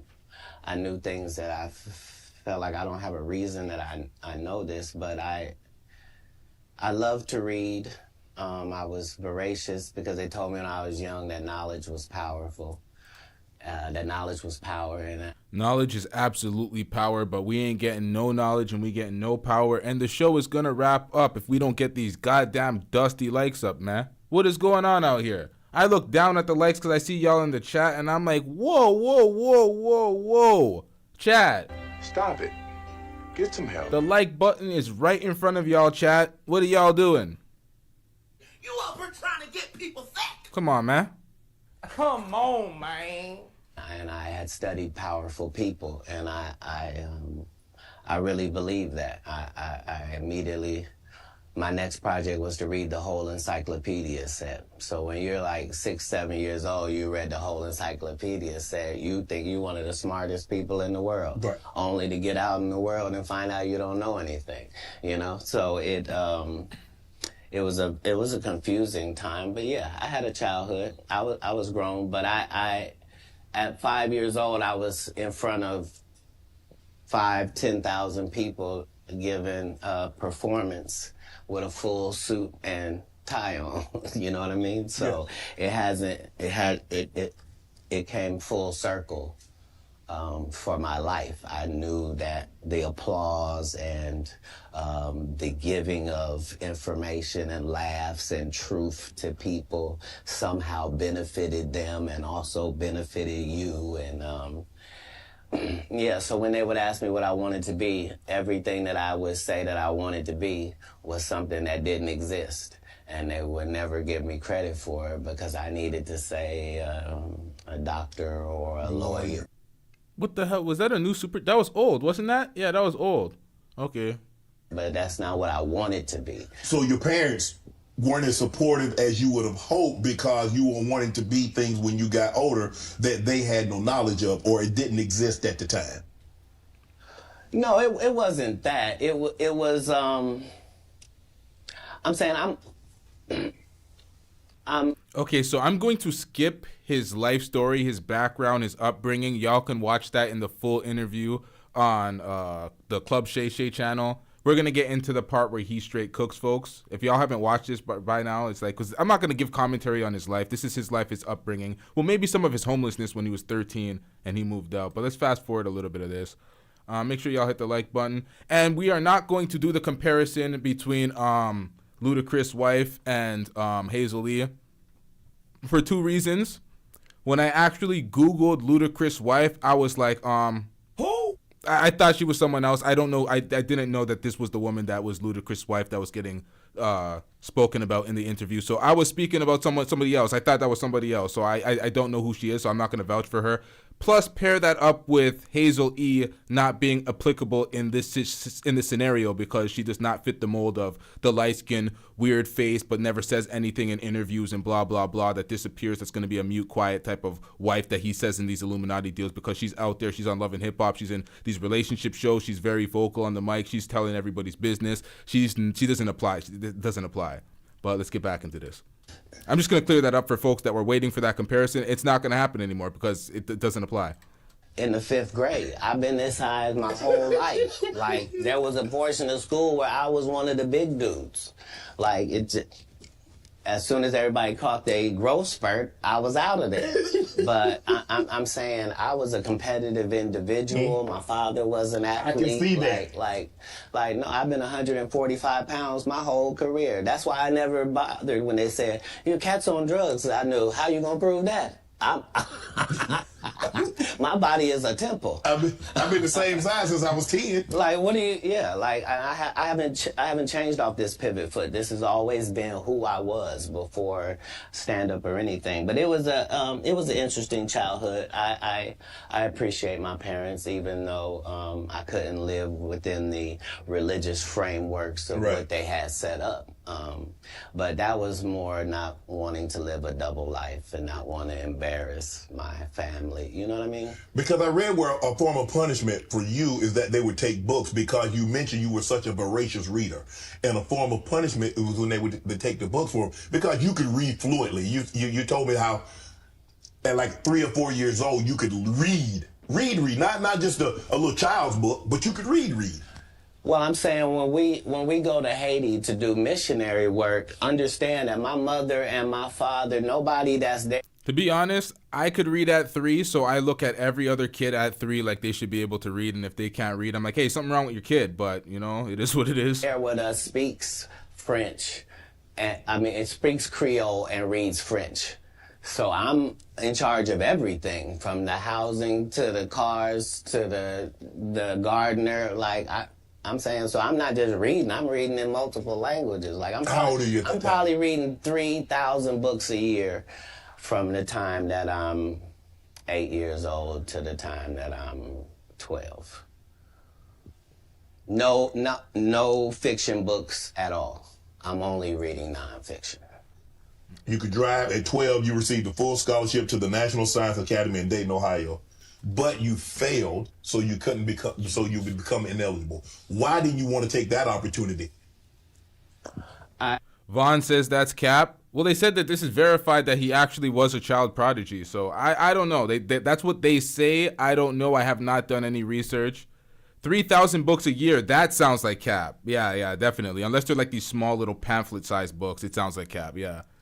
Stop the cap. Yeah, I would agree with that. That sounds like cap. But the child prodigy thing, that's what they say. That's when you research it and you kind of see surface level research. I haven't done a deep dive in the research, so I can't confirm or deny that he was actually a child prodigy. But 3,000 books a year, that sounds like cap, man. That sounds like It's a total fabrication. I didn't see it as an opportunity. When I got in there, all the students were wearing lab coats, and it seemed very confined and restricted, and nobody seemed like they were having fun. It just seemed like everybody was smart.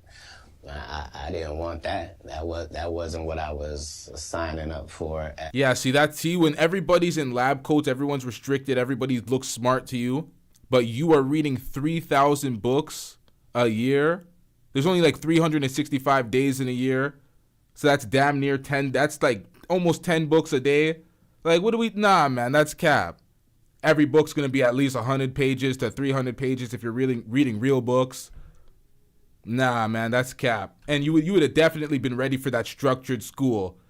That's 8.2 books per day. That's a lot of books per day.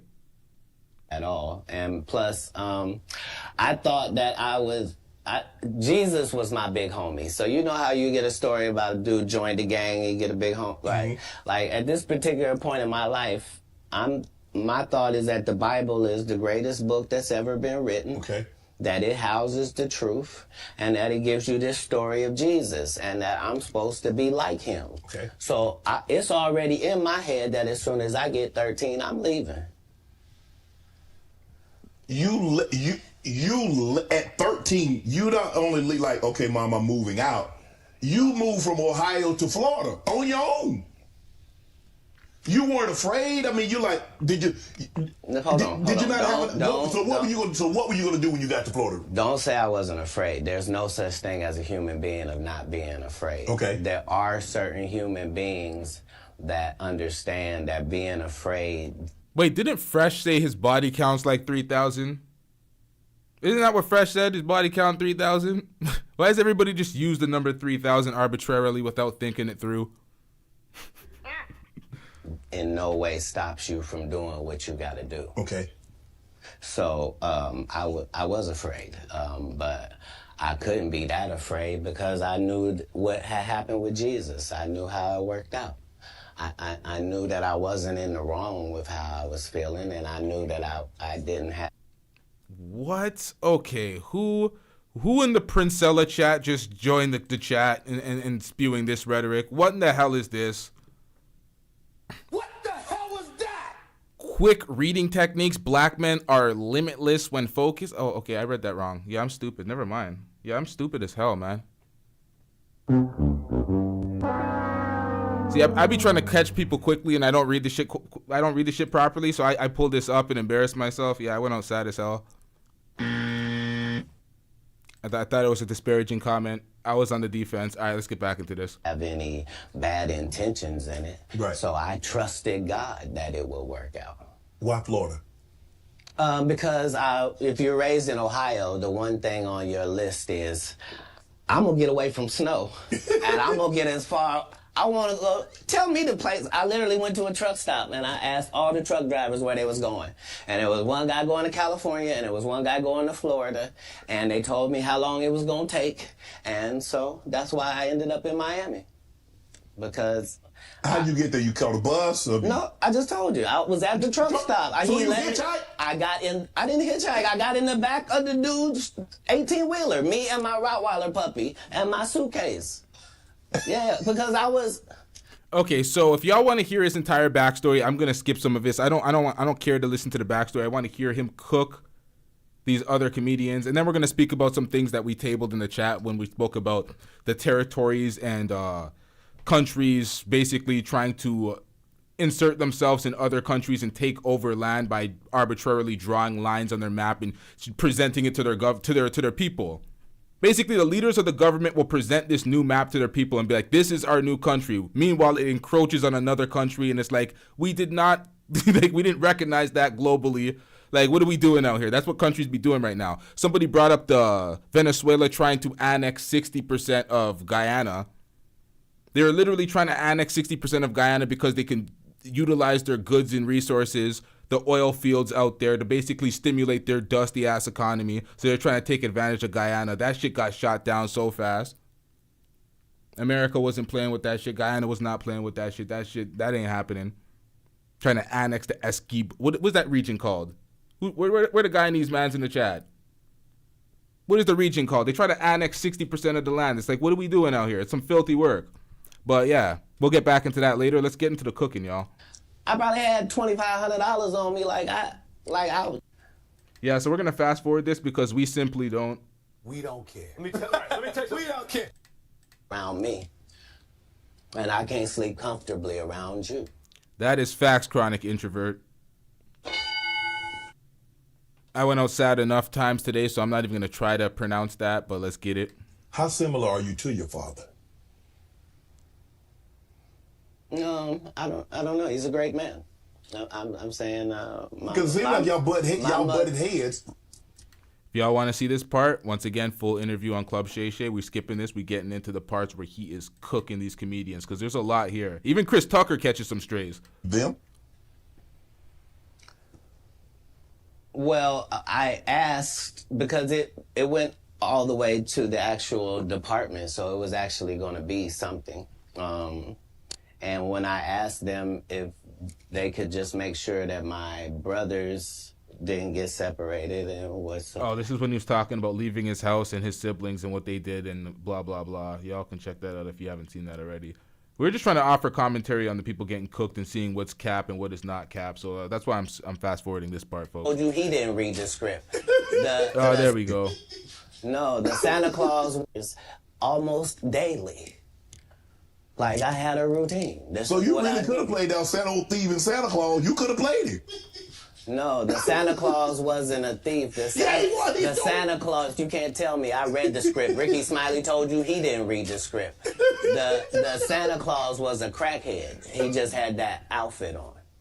That's what I couldn't have played. Okay. Like, I couldn't have played a black guy that got raped in the bathroom. Right. So at any point in time, you're like, man, I made a mistake, man. I should have stayed my butt in Ohio, man, because this ain't what I signed up for. I didn't experience anything once I left home that I hadn't signed up for. If anything, it saved my life. Me being homeless for that small period of time allowed me to see all of the people that were in that situation and to see that these were lawyers and doctors and teachers and that these people were white and black and Asian and Indian. And the only thing that all of these homeless people had in common was they made a bad decision and aligned themselves with drugs. And I interviewed them all. What drug? What? And guess what, Shannon? Nobody had a great story. Nobody had a great story of what meth had done for them, what crack had done for them, what cocaine had done for them, what heroin had done for them, what speed had done for them. Nobody had them stories. Everybody's story was, I had my life together. And then I decided to do this dumb thing. And I lost my wife, I lost my house, I lost my cars, I lost my reputation, and now I'm out here sucking penis in the woods. Pause, yo. Talk about scared straight. You ain't got to worry about me. If it ain't weed or nicotine, you won't see me touching it. I don't want no parts. I didn't see. Man. Stick together. Pause. He knows he can have it. Pause. You see what I do when I got the rock. Pause. Let me just put this in real quick. This is Daniel, by the way.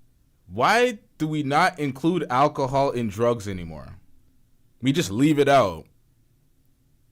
Alcohol's not a drug anymore. We don't label it that. It's just drugs and alcohol. We just put it to the side like it's adjacent. It's not that. Like, alcohol and weed, they're drugs. They're not hard drugs. You ain't going to lose your goddamn house and go out dusty doing weed and not. Well, hopefully not. Some folks do, alcoholics. But, you know, for the most part, they're not hard drugs. But people leave alcohol out of it. That's why I add that shit, man. What these things can do to people.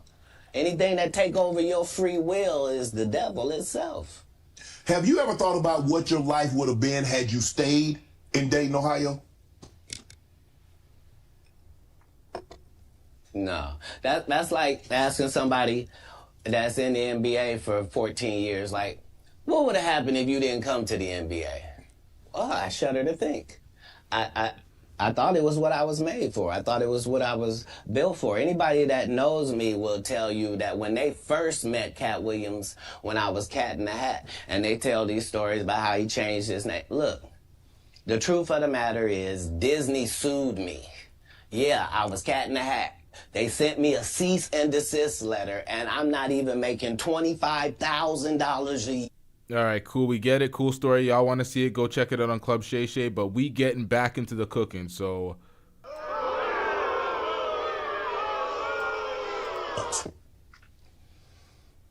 Well.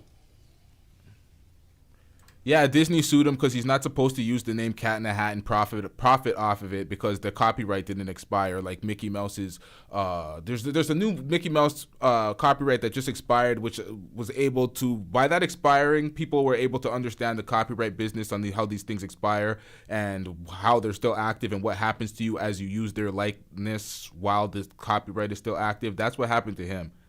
I should have just played it if y'all have questions. But goddamn, you gotta check it out on Club Shay Shay. We getting back to the cooking. It doesn't allow the regular comic the ability to grow is the real problem. Like, the part of comedy is me taking these jokes in January, and by March, I've begun to craft this joke. Okay. It's not as simple as it was. When I wrote it, it was just da-da-da-da-da. But now it has the complexities of the fact that I'm having to deliver this to an East Coast audience, a down South audience, a Midwest audience, a Utah audience, a Colorado audience. And so it begins to take on a different complexion because you're having to deliver it to different people. Okay. And so this is what sharpens your joke. You then take those sharpened jokes and make it special. Not you just randomly take some. Mm-hmm. So it's a process. You don't allow them to process if the first time the guy did the joke, now that's his joke and the joke is everywhere. That just sets it up for people to steal. So how many times must you tell a joke before you master it? How many times have you had to sleep with a woman before you're done with her? That's not fair. If it's great, never. if it ceases to have usefulness, so it has been spoken. Right. I read that you was raised in Florida. You had some help, some ladies of the night. No.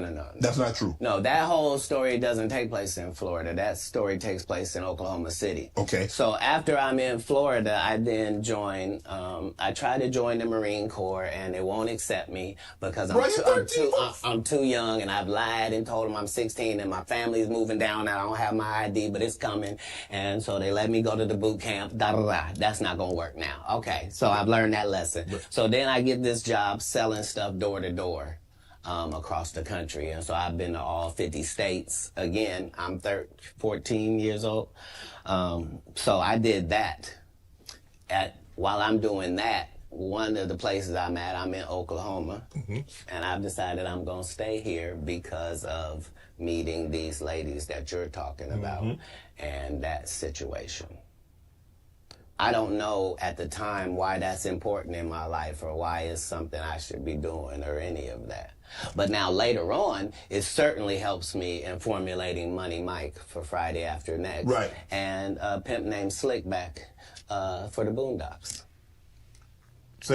Oklahoma, so San Francisco, Oklahoma, Sacramento. From Florida, you moved to the West Coast. So you traveling. When did you set up shop on the West Coast? How old were you then? So I guess I'm 18 or younger, and once I have a child, I realize that I can't. It's a lot of things that I could use to make money that now is a no-go. So anything with street aspirations that I might have thought about pursuing or being good at. Okay, for some reason we have a slight lag here. Let me just see if I can adjust that real quick while fast forwarding some of the things that we don't technically need for the reaction, because we need to get back into the folks getting called out. I could not edit this all out to get to the points where he's calling out and exposing folks. There was a lot here. This was a 2.5 hour interview, and it was a very good interview where there was not many low points, so it was kind of hard to, chop this one up. But let's get into this. You get to open for them, and once I did that, I realized, okay, as a comedian, I'm like way behind schedule. I done started this too late. All the funny guys are already funny and known names. Like, how am I going to progress? So I realized that I do better with a white audience than I do with a black audience. And I'm not sure why that's occurring. Okay. But the white audience likes me more. That's interesting. So when I moved to Sacramento, it's because Sacramento... Shout out to Super Harari with the $2 super chat. I'm getting rich. Super Harari says, respect Katt, but we have known of Holly Weird. Yeah, that's the fact. We've known about Holly Weird and the weird shit, but there's an element that folks were not too privy to when it comes to the comedy world. And there's overlap there, certainly, because there's comedic actors, there's folks that make that transition that don't really get back on stage that are in Hollywood full time. But there's a lot of the same shit that goes on in Hollywood that it's in hip hop, it's in the music industry. Some of the shit's on YouTube. Like it's getting that damn dusty. Has a white and a black audience almost 50-50. That's almost the makeup of Sacramento. So I lived in Sacramento for 2 years until I get to the point where I am equally as funny if the room is black as I am if the room is white. Okay. That's not enough. Now I need to be one of the good ones when it comes to black comics. So now I have to move to Oakland, and that's what lands me in Oakland for 3 years. Once I have dominated male black comedy in Oakland to my liking, now I'm prepared to go to Los Angeles now. Now I know you can't throw me any curveballs. If it's a white audience, if it's a black audience, no matter what they are, I'm prepared to deal with all of the audiences. Do you write jokes according to the audience that you're going to be in front of, or is your joke universal? Well, in the beginning, part of my framework is that I'm tailoring every show to this audience. Okay. And that's how I was able to show my range and show that I was better than my competitors, is that I'm Katt Williams, but I was still doing clean comedy. So I was still going to churches and doing 45 minutes of stand-up at the church with no curse words, no sex, drug material, no none of that, just straight stand-up. And then I was doing everything else. And at the regular club. Yeah, that was the range, is that where... When in Rome, do as the Romans do. So that's how I... Now, that's a great way to sharpen your craft, though. When you're touring the entire country, you're going from state to state, and you're realizing that it varies from state to state. The people are a little different. The vibes are a little different. The way they vote is a little different. There's red states, there's blue states. Some states are swing states. You go there, you align yourself with the culture from the north to the south. It's different from the west as well. You're able to fine-tune your comedy in a certain way. And that's as you're young, coming up before you hit the big stage. Because when you're hitting the big stage, you don't want to be unprepared. That's what these plants get exposed. They don't last long. They come quick. Pause. God damn it. Stick together. Pause. And then they're gone the next day type shit. It's like When you've done the work, you've laid the groundwork, you sharpened your tools, you get out there and you have a lengthy career. Because you've done the work and it shows. It's like when artists used to have artist development.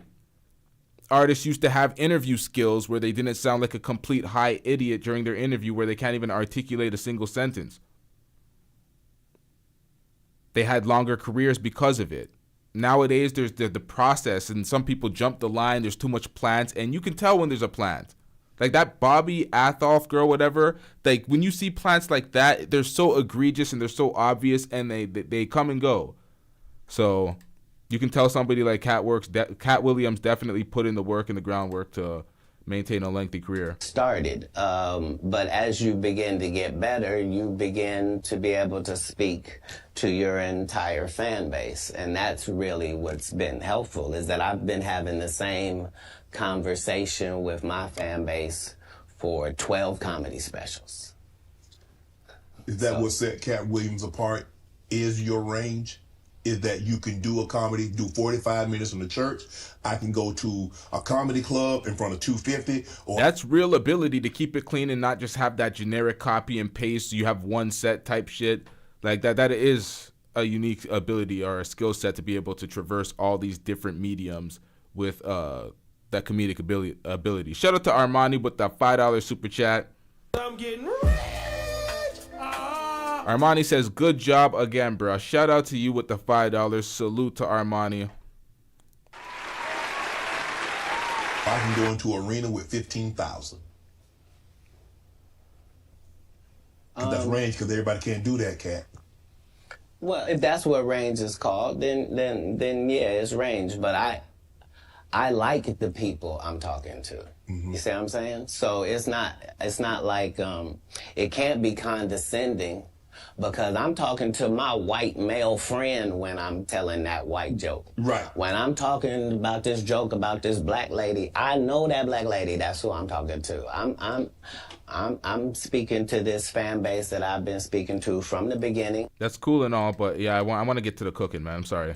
Because my particular background was already religious and through that, because I knew that there were a lot of other things I could do. Like when I looked at drug dealers, I thought I could get First set? How long? 5-10 minutes? No. I think 3 minutes. 3 minutes? Yeah. Standing ovation, boos, some applause, some jeers? No, none of that. They applauded like I was a professional at it. But now looking back, I understand. Because you got to understand, they were all thinking, he don't even look old enough to be in here. Yeah, they're still talking about his past, folks. Let me fast forward this real quick. We got to get into the cooking because I don't want to skip over some of the cooking. But that's why I didn't edit it out, because there's moments where he literally talks about Chris Tucker for a minute. Then he'll talk about some other stuff, and then he'll talk about another folk for like 3 minutes, and then it'll go on. So I didn't want to miss any of this shit, and this would have been a hard edit. So yeah, because you got to understand, they were all... Let me make sure I can... you and to thank you for what you did putting the city on. Right. Okay. And we won't talk about you. That's why she got karma or you don't. Because I didn't even know any of the stuff that she had done to my... I'm never going to say anything. Contingent. And she attacked you. It wasn't just that. Went on a radio interview. There we go. I'm cursed. It was amazing. I love Wanda. And I agree. I love Wanda. That's my girl.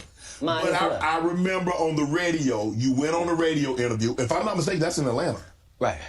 And you came on there with seemingly good intentions. And she attacked you. It wasn't just that part. It was the fact that before I go in there, she has a conversation about, okay, now, I just want to talk to you because you just won an Emmy for the city of Atlanta, and this is in Atlanta, and they just want to hear about the Emmy and hear from you and to thank you for what you did putting the city on. Right. Okay. And we won't talk about your kids. We won't talk about jail, no cases. We ain't going to talk about none of that. Right. And immediately gets in there and goes the opposite way. You can't flip up on me because you're an inferior comedian. I'm going to destroy you, and I'm never going to call you out of your name. I'm never going to say anything disrespectful to people that look like you. It's a very thin line I got a call, but this lady is trying to embarrass me in front of a largely homosexual fan base. That's why she got canceled. Gay people don't take it kindly that you would, as a derogatory, call me gay. Gay people don't feel like it's derogatory. So why are you trying to shame me with something in a community I don't even belong in? There's no gay people saying I belong over there or been over there. You did but I have no hatred of over there, and how dare you? You did a number on it, though. Hey. You did a number on it. That's legendary. No, you either believe in karma or you don't. Because I didn't even know any of the stuff that she had done to my fellow comedians until afterwards. I just know that it was a setup. Right. And remember, they tried to kill me this same. Yeah, that's slimy business, folks. We see this in Hollywood. We see it in hip hop. We're seeing it in YouTube. I don't fuck with Charleston White, but what's his name? What's that guy's name? How am I blanking on the guy's name? What's the name? Fuck. That little kid with the dreads. Motherfucking, what's his name? He's kind of zesty. Fuck. God damn it, I'm blanking. This motherfucker tried to play Charleston White on a video. He tried to fuck him up with the particulars too. Did the same thing that Wanda did to Katt Williams. Misled, got them in the room and tried it. God damn it, I'm butchering the name. Shout out to the Grey Pill with the 5 months membership. I'm getting rich.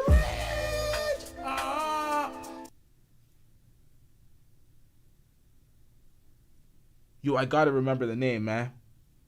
Nah, it's not Prime. Not Aiden Ross. See, there's a bunch of folks that try to play Charleston White, but Charleston White played himself in those as well. But that wasn't the case for this one. Yo, god damn it. Wow. Too much names in my... I'll remember it in a second. Weekend. Not in jokes. With a real gun in my... Unghetto Matthew. There we go. Unghetto Matthew. Unghetto Matthew tried to play Charleston White in a 20v1. He said it was 20 women. He was going to show up. 20 women he was supposed to pretty much date and pick which one he wants out of the 20v1. And then he inserted a transgender woman. Not even it was just a straight dude. It wasn't even a transgender woman. He didn't even transition that far. It was a whole man. It was a whole dude. All right? He tried to play him with that, and he's like, nah, I don't do that. This is not my brand. I don't align with this shit. He's like, I don't even know what this shit is. LGBTQ plus mean? Like, is it the premium version of gay?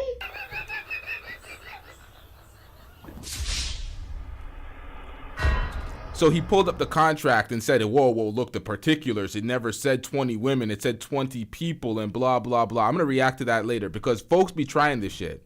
Folks be trying these slick contracts and these slick moves, trying to avoid the... Like, man, we'll get into that later, but it's getting real slimy out here. Real face on real camera. Understand I'm losing my life for participating in something that goes along with my job. Like, it's 2 comedians. What do you mean?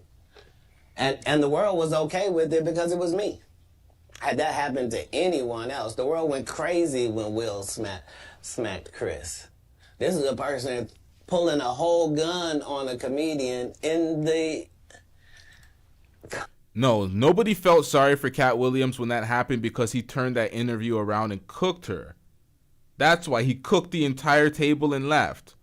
So they didn't feel sorry for him because he wasn't the victim. He victimized them at that time. So confines of their... Wait, are we still guessing in the chat? We already found out who it was. It was Unghetto Matthew. Unghetto Matthew tried to pretty much play Charleston White, who I don't fuck with Charleston White at all, but you got to call it objectively for what it was. Job. It's really a weird situation when they hate you that bad. Yeah. Yeah. You felt she hated you at that moment because you mentioned that she said it was going to be very professional. Oh, you want an Emmy? Congratulations. You put the city on. You own for the city. Yada, yada, yada. And now, did she mention anything about the Emmy on camera? I believe you saw the video and you know that none of that took place. See, the issue is that all the comedians have to come do these radio stations because you have to sell your tickets, and so that means you have to go to the radio station. Yes. I don't go to the radio station, and I don't make posts to sell tickets. I just don't. So you've not seen me. I'm not here in some subservient position where somebody sent me over. You here out of the kindness of your heart. You are. No, I'm saying in the interview situation. Yes. Yeah, right. For sure. Yeah, and this person knew I wasn't there for that, or it's. But how hard? Because you have to understand, she is a female, and so you have to be careful. You have to handle her with kid gloves. Sir. You want to go ahead and take that out? You don't want to be against equality, do you? No. What you just said was very unequal, sir. But I think maybe you've had enough of this. No, he was, man, come on, Katt. You're not being realistic. Men and women are not the same. We're not equal. We're equal under the eyes of the law, but you don't treat a man the way you treat a woman. You don't treat a woman the way you treat a man. We got to be a little realistic, man. Because I think I just heard you say that women are not equal and should be treated unequally. They want to be treated. You mean equal. as a comedian? No. They want. Listen, you understand and I understand. Yeah. Oh, okay. As a comedian in that context, no. Actually, Katt's right. No, in this context, comedian versus comedian, I dozed off and I was kind of losing the context here. Comedian versus comedian, Wanda Sykes versus him at this point during the radio going back and forth. You don't have to feel sorry for her when she tried to set you up in that. They were still talking about that. Okay, context matters. Certain situations, they want to be treated equal. Not all situations. And what part of what you saw her get? She deserved everything you gave her. What part would have been different if she was a man? Nothing. It would have just been more vicious. Yeah, that's my Yeah, point. pretty much. Yeah. I took all the vicious and venom away because I didn't have any. Plus, I understood. I'm not trying to offend black women with short hair. I'm not trying to offend heavyset women. I'm not trying to upset fellow comedians. I'm not trying to do any of that, and I am qualified to be able to do none of that and still eviscerate you because I'm smart enough to know that I need to say that you have gnarled fingers because I know your limited education means you don't know what the word means. Oh, so come you on. can't possibly respond to it. You're not sure of the meaning. And I'm going to continue hitting you because this is what... Okay, all right, man. I think he drank a little too much, man. Gnarled fingers? You don't have to be some intellectual superior to know what gnarled fingers are. Come on, man. We talking about fucked up... We talking about disfigured... We talking about gnarled fingers, like gnarly fingers, like folks that play guitar too much, fuck up their fingers. It's all deformed and shit. We're talking about gnarly fingers. A basic idiot like me knows that. What are we talking about, man? Comedians do. Right. You've been masquerading that you're a comedian too, and that's the fallacy. So nobody in boxing fights out of their weight class. If you're a 130 pounder, you don't just show up with the 160 pounders. You stay in your weight class. Is that what you wanted to do? No. That she was out of her league when it came to... Because I didn't want to do any of it.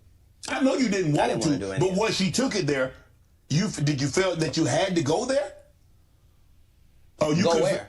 You could have said, Wanda, I didn't come here for that. I just want to do the interview. I just want to talk about what happened. Oh, you misunderstand my job. My job is to be funny. My job is to be funny first. My first job is to be funny. My second job is to be respectful. My third job is to be immaculate and Gaza strip it. That's non-political.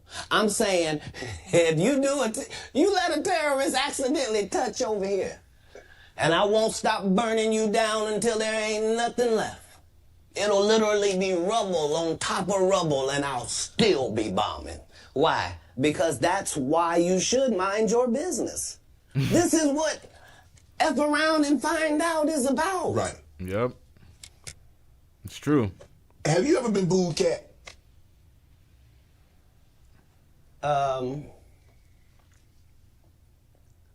Yes. That is exactly what fuck around and find out means. Certain people take it entirely too far, so you shouldn't fuck with them. And they get labeled as those folks. Like 50 Cent is one of them. You don't fuck with 50 because he'll take it entirely too far and you'll still be 30,000 in a hole like Tierra Marie trying to figure out how you paying this nigga back. Yeah. I have.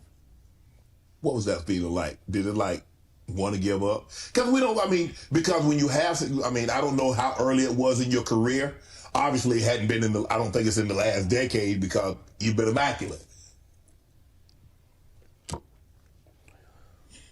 Have you ever dropped a pass? I have.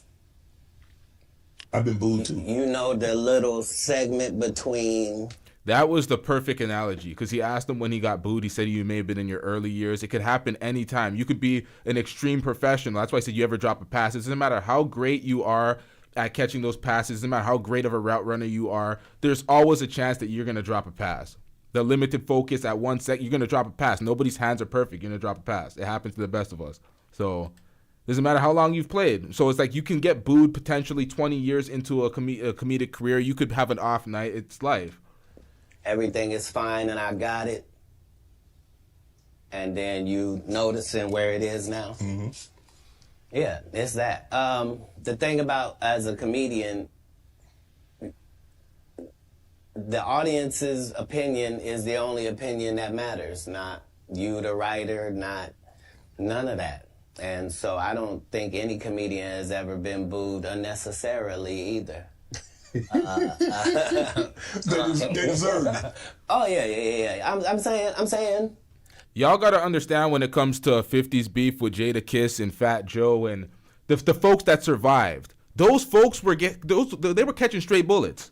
Those were all stray bullets. They did that New York feature with Ja Rule, trying to revive Ja Rule's career when 50 was stomping on him. That's why he ended up beefing with Jada and Joe. But 50 always had respect for Fat Joe and Jada Kiss. That's why they squashed their beef and they were able to move on.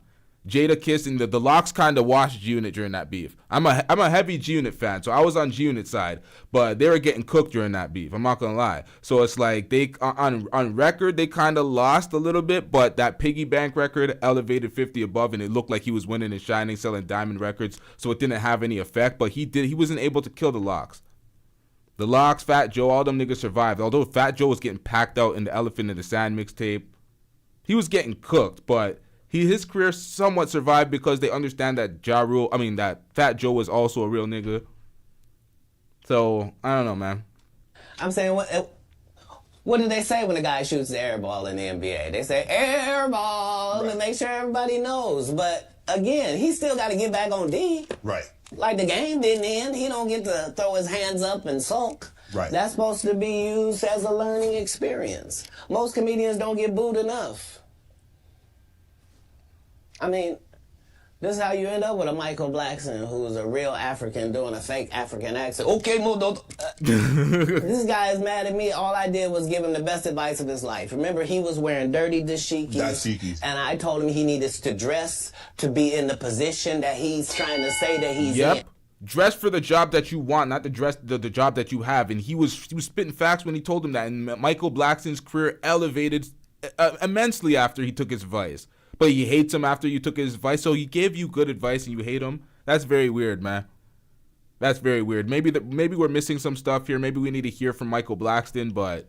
And if you're the African king of comedy, sir, there's actually comedians in Africa doing comedy. If you're going to say that, you got to go to Africa and get a school, dude. Everybody you got to put in some work. And these guys, they take my advice, they change their whole persona, and then they hate me for it.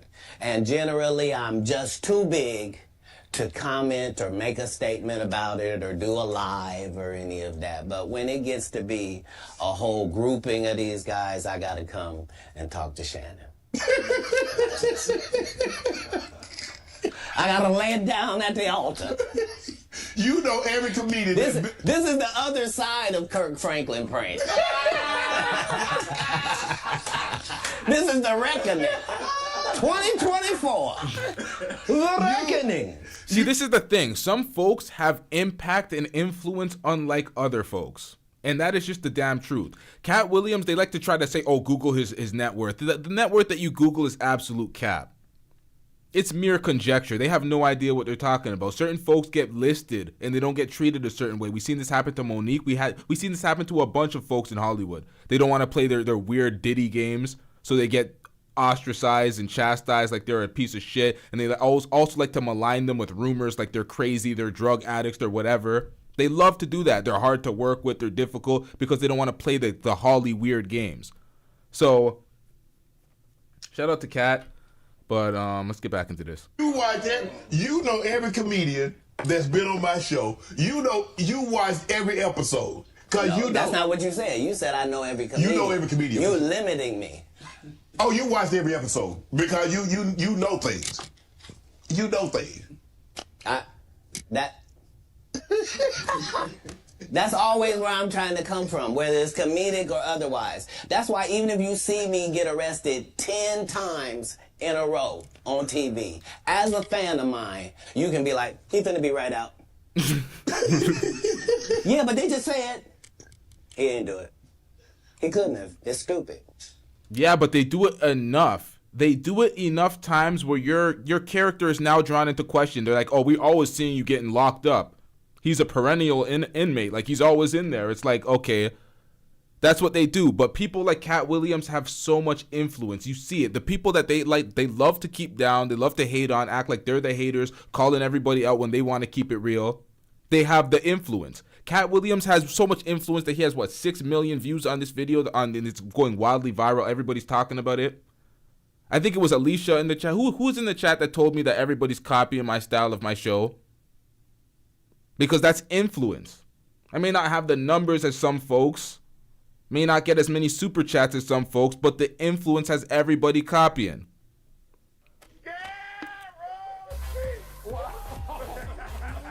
Yeah, shout out to Alicia in the chat. Perfect. That's what it comes down to. To the point where we're hearing Tommy Sotomayor using drops on his show. The man that everybody was stealing from is also now incorporating some shit that I do. I definitely see it. I see how folks' shows are now. I'm like, yeah, that's the influence. That's life. I'm not going to cry about it. It is what it is. Why would he do something stupid knowing he got to come back and talk to us? Nah, they respect that every time it happens, I'm going to be free as a bird sitting out here talking to you about it. That it really was what I said it was. That's all. You end up, Oh, yeah, that's facts. Brother Jumpy, you also did that when you called in. You told me that they were stealing my shit, too. Everyone's biting my style. Respect that every time it happens, I'm going to be free as a bird sitting out here talking to you about it. That it really was what I said it was. That's all. You end up, you come down, you're in L.A. Yeah. Now, I'm reading Katt Williams won Cedric the Entertainer's Anheuser-Busch Best Los Angeles Comic Award. Did you win that award, won Katt Williams? It's a simple yes or no. It's not a rhetorical question. It's a question that probably should have been asked to Cedric the Entertainer. I'm asking you. I got you here, though. I know. I couldn't believe Cedric didn't get asked that question. You still a dude's joking and giving an award, and then 10 years later, you don't know nothing about it. Hey, but I promise you this. What? If he sees me again before he sees you, he'll be talking different when you see it. That's for certain. That's the difference. That's what these comics understand, is that I'm not doing nothing for clout. I don't even recognize clout. But eventually the Lord is going to let me and you be in one hallway. A lot of these dudes go... Kevin Hart done went 25 years without ever being in the same building with me at the same time. If I go in the building, he walk out. You've never seen us in the same building ever in 25 years. Like, I think that's crazy. I think that's crazy that we've never seen Katt Williams and Kevin Hart in the same room on the same stage or in the same performance lineup, anything, same tour, nothing. It's like y'all need to get it together. So you robbing the fans, man. I'm pretty sure people would like to see that on a lineup. Kevin Hart and Katt Williams on the same, man. That'd be crazy. It's like that. Why? Yes. Because I'm really the product. It's not what you think. I am never under the influence of anything. I'm always in my right mind. I'm always a physical specimen. And when you see me, I'm much, much bigger. Yo, what the hell? Hey, this nigga just called himself a physical specimen.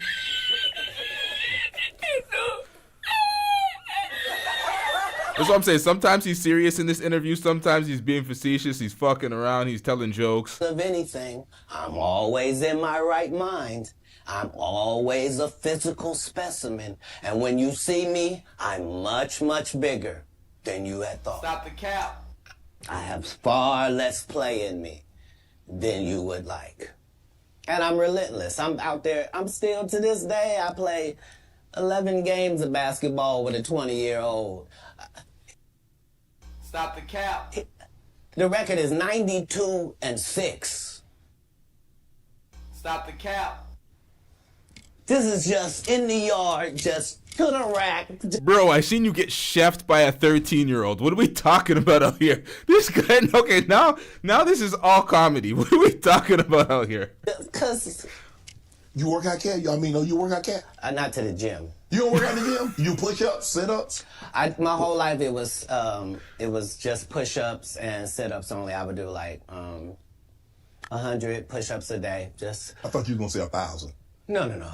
Because this is literally every day. Right. This is not for the gram. You know what I mean? Like literally 100 a day. And I would do push-ups, and then I tore both my rotator cuffs. Holy shit. So it was only thanks to golf that I was even able to get my You a golfer stuff now? back.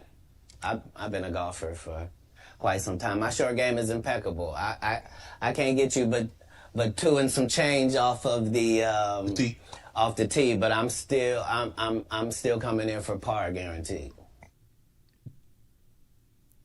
Stop the cap. And if you can't drive it down the field, you ain't parring nothing. Your putt game is not that strong. You're not parring from 30 feet out. Like, what are we talking about out here, man? It's a total fabrication. Are you playing for the tips? No. I've found that you don't get anything for that. It seems very egomaniacal. They go, hey, Katt, for free, you can go further back. Damn, what? Wait a minute, does it still count the same? Hey, I'm up at the ladies' tee. Don't tell me my pronouns. On the golf course, I'm she, her, him, them, and they. Whoever at the front tee. I know we're joking, we're having a great conversation, but you did win the award. How did the award help your career? It had to help something, Katt. Nope. Yeah, come on, Katt. I didn't remember it happened to you, just said it. How can Cedric give you an award that was worth something? Everything Cedric and Ricky Smiley ever been in got canceled for not being funny. Ricky sat here and told you that they cut him out of every movie he did. They always had a reason. Right?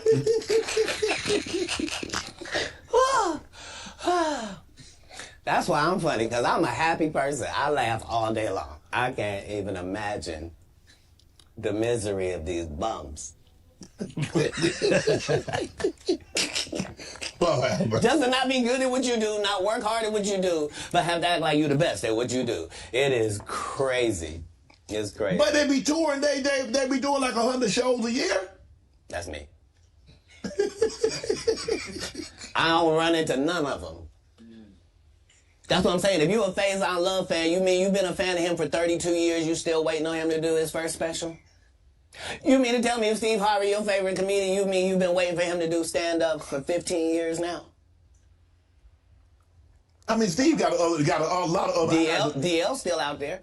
None of those irons matter to stand-up. Who cares that they wrote a placard for you to do Family Feud on? Like, you're successful because we're surprised you can talk for a living and it's entertaining that you're going to say some funny country things.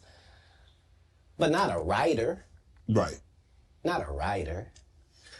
How did you develop money,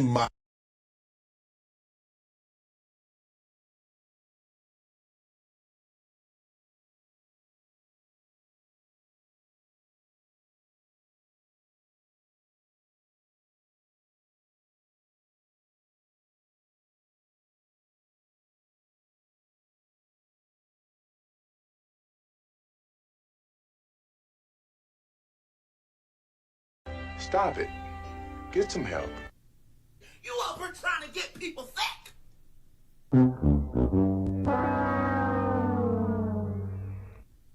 All right, as I was saying.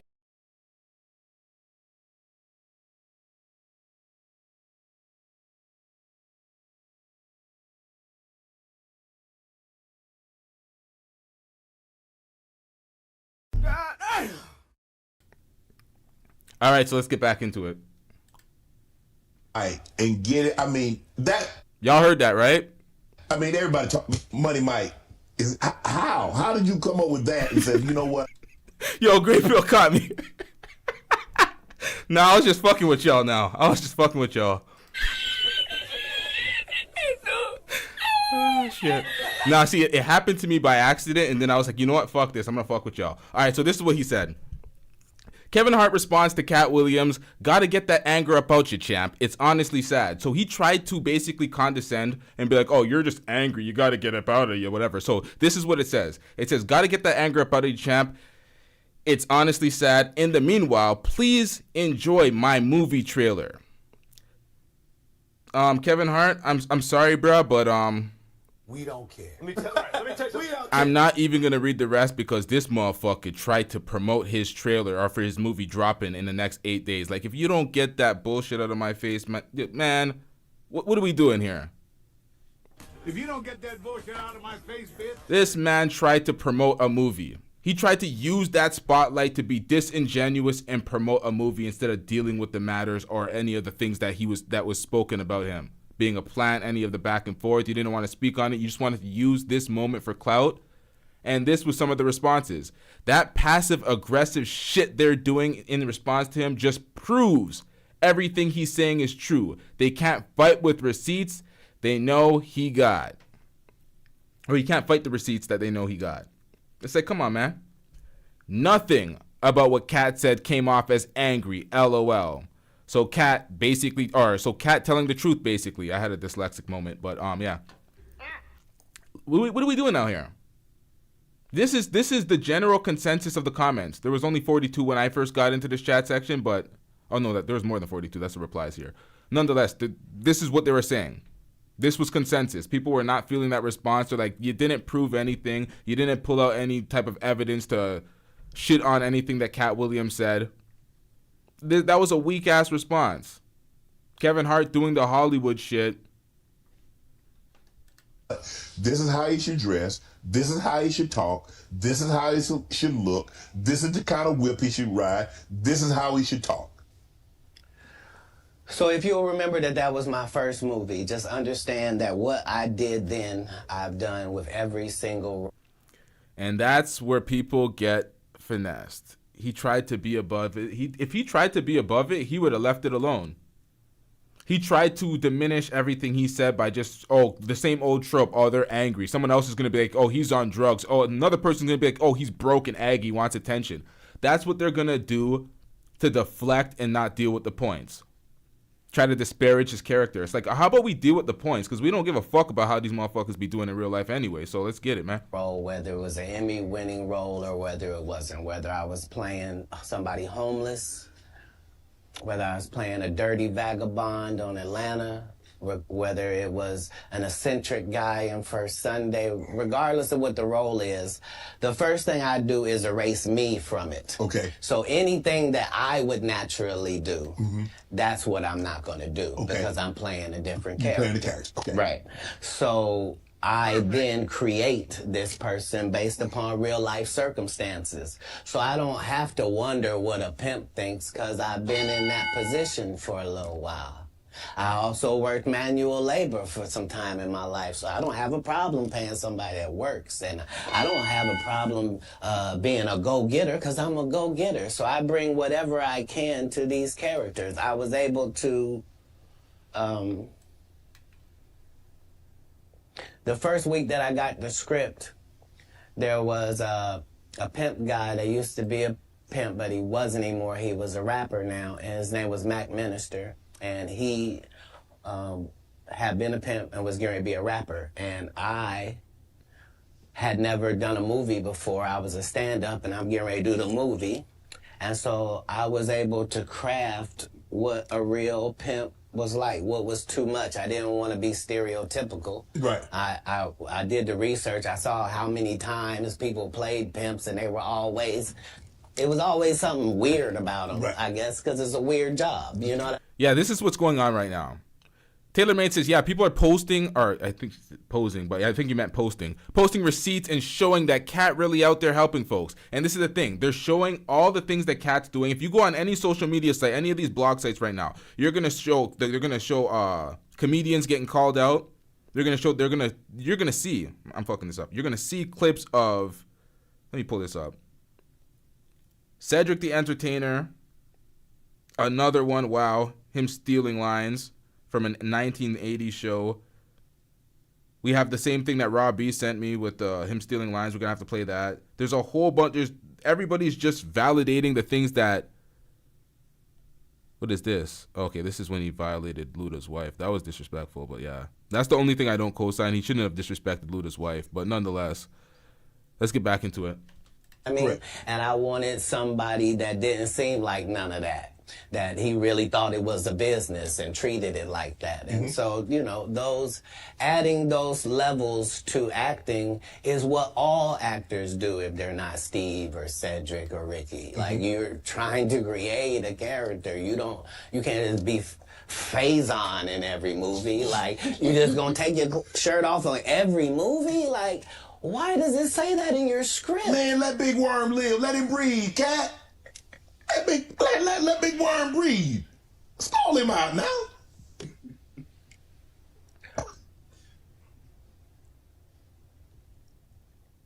You having an unnatural allegiance to losers is not like you. No, I ain't got no allegiance to the man. But you got to admit the role that he played, Big Perm and Friday now. You got to give him credit for the role now. Come on now.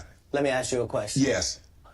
If what you're saying is correct, why wasn't he in next Friday or Friday after next? I mean, his role, it wasn't good. Sorry. There was a lot of people that appeared in the first one that weren't in the second one, Katt. I'm just telling you why.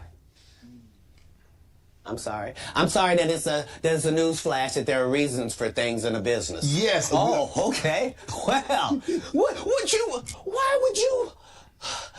why did you bench D-Lo? He had 2 points. What are you talking about? Shut up. But I like him. Nobody cares about that. That's not what we're talking about. These are business conversations that deal with businessmen. Right. Right. When you're good at something, you should progress. The guys that are not as good, they should fall down by the wayside. That's natural. So you believe if your talent doesn't support it, you should fall by the wayside. It's a little different when you're playing sports. Sports is more meritocracy than something that is art, acting, where your connections and who you are matters sometimes. Your favorability, your ease of work, ease of work, the way how it's easy for people to get you in certain roles, they might favor you that way. Like, acting is different. It's not all just merit. It's nuance. And the guys that have the talent and they get elevated, they should move. No, that's what Water says. And then sometimes there's just roles that are better fit for other folks. And even though you may have a talent at acting, you might not be the person with the vocals and the fit for the role, the look. There's so many different factors when it comes into acting. There's a reason why you have to take all these shots, like you're basically getting arrested. You take the front, you take the side, you take the back. There's all these photo shoots and these processes in acting. I'm trying to recall everything and basically recall and run through my memory of the things that you have to do during the initial setup to get these roles. But yeah, man, it's nuanced. That's what the universe say. The universe say the levels. No, not I say. Who am I? I'm nobody. But I'm working every day as if I think that's what should happen. Is how it should be. And I'm choosing comedians that also write and work hard and don't steal other people's material. And I'm making sure that they all make $300,000 a season. And I'm making sure that they're not ever signed to me or my conglomerate. And that's why they're successful. No, you can work with me and still be an independent businessman, boss owner like you came in. Right. I don't need you to be subservient to me. That's those other guys that make you pay dues. You said earlier that you rewrote a lot of what Money Mike was to say and how he behaved. So they allowed you the freedom, the liberty to ad lib. How much? Would they allow you to just make an interception if it didn't nobody talk about it? As a football player, if the ball comes your way, can you just grab it? Can you make an interception anytime? Are you allowed to pick up any fumble? You can do any hustling, right? Oh, okay. Same here. Same here. But here's the thing, though. Even as an offensive player, they might let me ad lib once I get a couple of years under my belt. They wouldn't let me ad lib as a rookie. That was your first movie. I told you the conversation in my first movie, just because I am committed to laughs. The only way I made it past those 300 comedians, I didn't tell you this. What it required is I had to watch all 300 comedians 10 times a piece. I watched your set 10 times of you performing, whoever you were, and then I counted how many laughs you got every time you did these amount of minutes. So if you told me this comedian and told me he did 30 minutes, I could tell you that he got 26 laughs in that 30 minutes because I had done the numbers on everybody. So I didn't just say I was funnier. I knew I was funnier than the comic you liked, and I could tell you how many jokes funnier I was, because that's how we judge stand-up. You do 15 minutes, I do 15 minutes. How do I know I'm funnier than you? Because you got 6 laughs and I got 16. I'm almost 3 times better than you, low-key, boy. But I'm never going to tell you the formula. So you going to keep just going out there telling jokes, not understanding that psychologically, the audience, by 10 years, is convinced that I'm funnier than you. They just don't know why. Because I'm putting out more content, better. I have never in my life heard a comedian say that. I have never heard a comedian say they watch other comedians' laughs and how much they get and count it up and see what the hell. That's weird. Like, sometimes you're setting up jokes. It's not the punchline yet. You're trying to get a bigger laugh to make them actually fall out of their seat. It's not the little chuckles here and there. Why would they consider that? Is weird to me. That's some hater shit. I don't know. That was weird. Watching the laugh, I don't know how the progressions are. I don't know how these comedians kind of scale up and basically rise through the ranks and know how they're improving. I don't know how that works, but that sounded like some hater shit to me. I don't know. That was weird.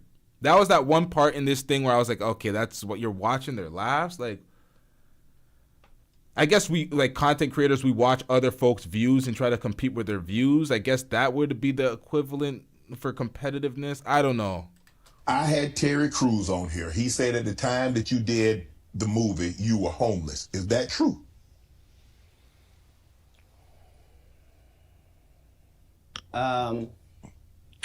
This was my situation.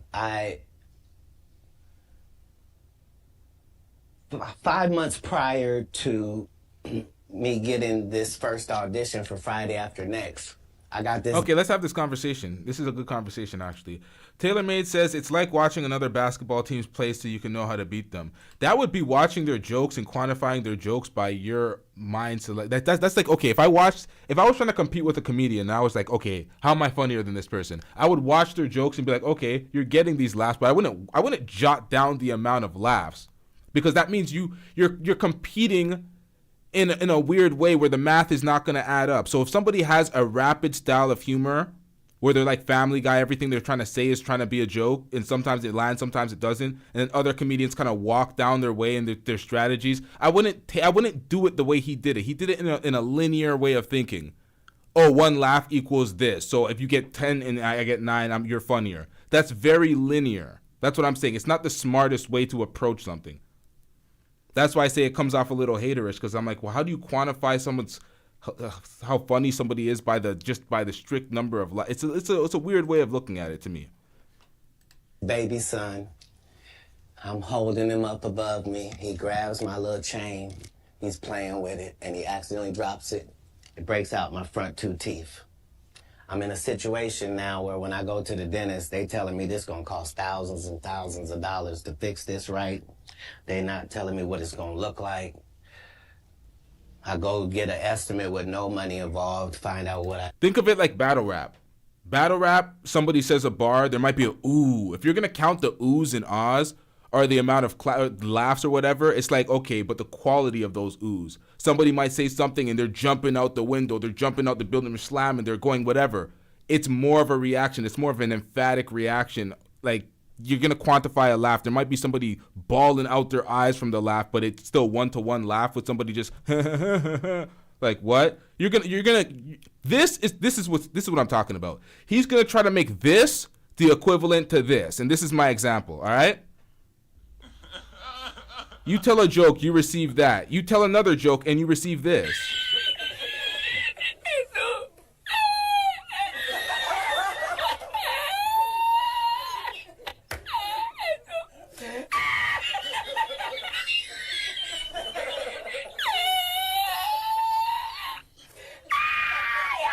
Okay, so we're 1-1 right now. The first person that made Kawhi laugh is the same as me making that person laugh. They're different. I'm saying it's a very linear process. It's just like, it's a way to eliminate people, and it's, I don't know. Need to do, they find out you got a tumor in your upper jaw, so we're going to have to do a whole surgery for you. It's going to be 100 bands. I don't have it. And I'm only going to have this check from this movie. So while I'm doing this movie, we live in this trailer.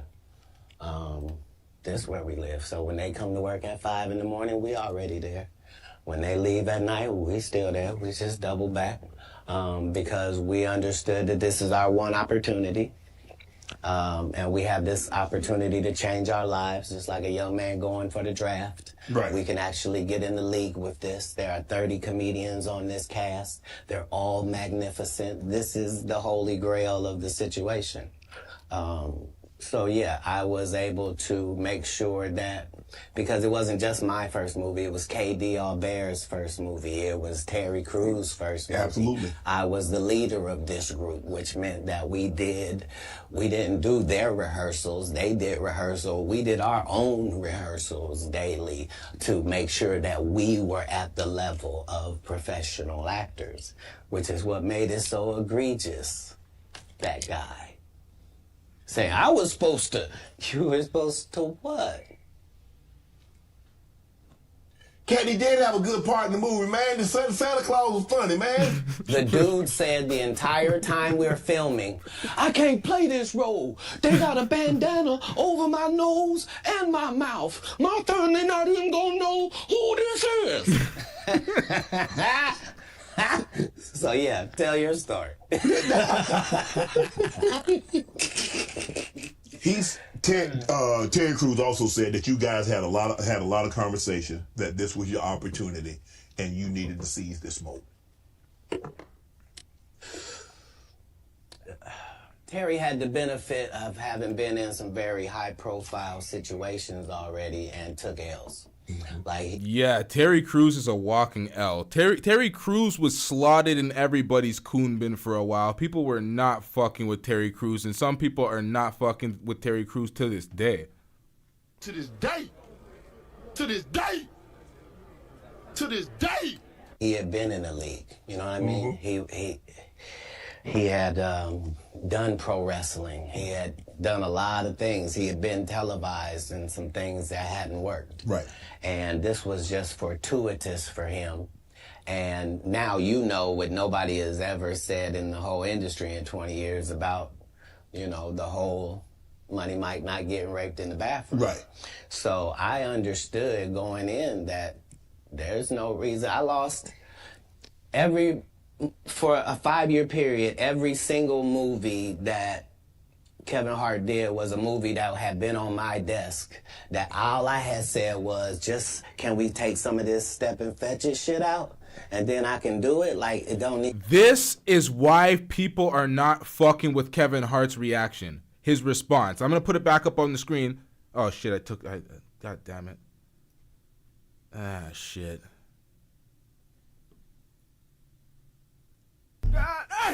All right, I closed the file, but y'all already heard the reaction with Kevin Hart. We already seen the response and the reaction from the fans when Kevin Hart responded. But understand this right here. Need to be overtly homosexual because I'm on my desk. That all I had said was just, can we take some of this step and fetch it shit out? And then I can do it. Like, it don't need to be overtly homosexual because I'm not homosexual, right? It doesn't need that to be funny, right? And me saying that. And then going to give it to this other guy and having him do it just like it was and acting like I'm a bad person because I keep standing on my standard. But yeah, it's interesting, but I wouldn't change it for the world. Like, again, I'm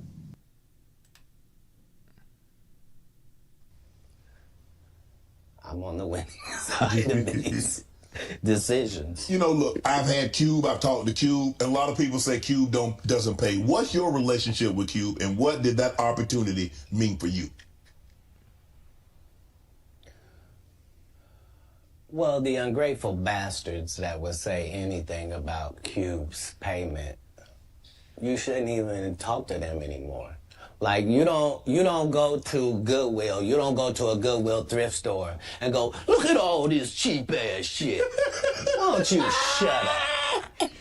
Why don't you shut up? You could have went to Hermes. Why you didn't go to Balenciaga? Why you didn't get a bowl of the Balmain? You want to have that conversation? Right. What you mean the independent black dude who's filming it partly out of his fucking pocket? What you mean he didn't pay you enough? They weirdos. That felt like they earned the opportunity because they were big. No, yeah. I understood. That ain't no $200 million movie. It's because they don't want to do any groundwork. Folks want to complain about, oh, the community doesn't have X, Y, and Z. We're all subjected to work for these big wigs and these white folks in Hollywood and these Jewish folks and blah, blah, blah. But then folks don't want to do the groundwork. They want to complain instantly, oh, we're not getting paid enough to work with Ice Cube over here. Meanwhile, Taraji P. Henson just now spoke up after years of being underpaid from her studios just to get the opportunities to keep them coming. So you're criminally underpaid for years, but you're doing it just to keep the opportunities coming. And at some point, they're telling you that, hey, around the corner, there's the big payday. That's what they do to folks in Hollywood all the time. Oh, do this. Put this little dress on. Grown-ass man. Throw these ass nigga and all this muscles and shit. Throw this little dress on. Go outside for us. And then the next opportunity be around the corner. You do like 7 different movies. The next big payout's still not there. You're getting finessed the whole time because you're not standing up for yourself and negotiating your proper earn or your proper worth. But then when you work with the independent person to do the groundwork to build up the studios, then you can end up having Ice Cube be like another Tyler Perry out here. You don't want to do the groundwork. Oh, you're underpaid. It's like, what are we doing out here? Sometimes I mean, how much did you expect you was going to make? Well, I made enough to get them teeth fixed just like you did. Yeah.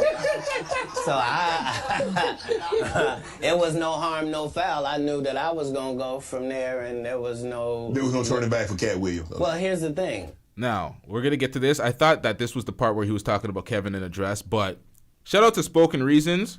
But Spoken Reasons also did the same thing, where he went to take the money with the bigger corporation with the white folks in the suits that he thought he can trust, who ended up fucking him over, instead of taking a deal with Kevin Hart and doing movies with Kevin Hart and being under his branch because he didn't see the value in that. And then seeing where everybody went with Kevin Hart, they played the long game with him. They're all successful doing their thing. And I don't know what Spoken Reasons is doing right now, but shout out to him.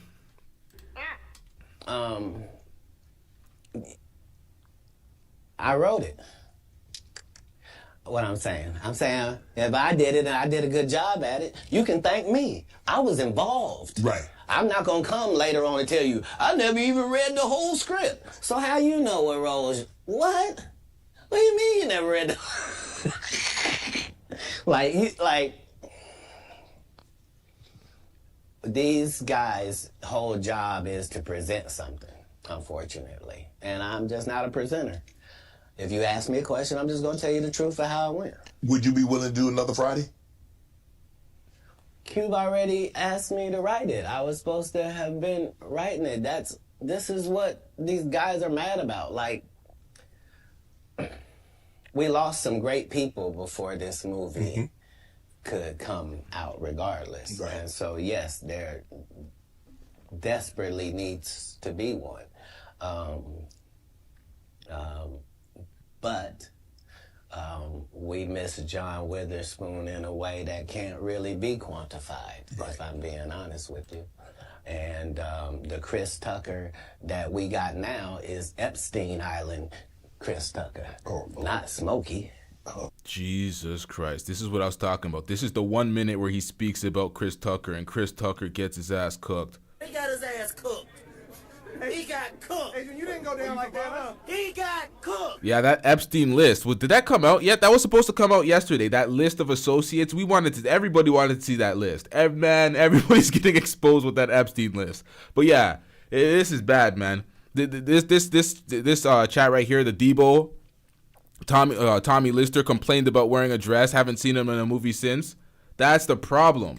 That's the problem. Folks allowed these folks to corner the market because they didn't buy into their own kind and their own people. Now they're stuck wearing dresses or they're on the outs. You put this goddamn dress out, zest it up, or you're not getting a movie role. That's what they're doing to these motherfuckers. This is pathetic out here. Oh, Lord. Whew. Yeah, and then Kevin Hart said he would never put on a dress. Now we see Kevin Hart in a dress, and he's laughing at Katt Williams, condescending him, and it's like, Kevin Hart, bro, what? That's what you call winning? A nigga's nuts in your face? Man, I need to see what you call losing. If I didn't know no better, I'd tell you he's the greatest. I don't care what you say. To be confident and not delusional is a real skill. Most of these confident people we see is really delusional. Well, you don't think... Yo, where is the Martin Lawrence part? We're over an hour and a half in. You said the Martin Lawrence went up the status. This I want to get into this. What is going on, man? And you don't think they asked Chris Tucker to come back in the second Friday?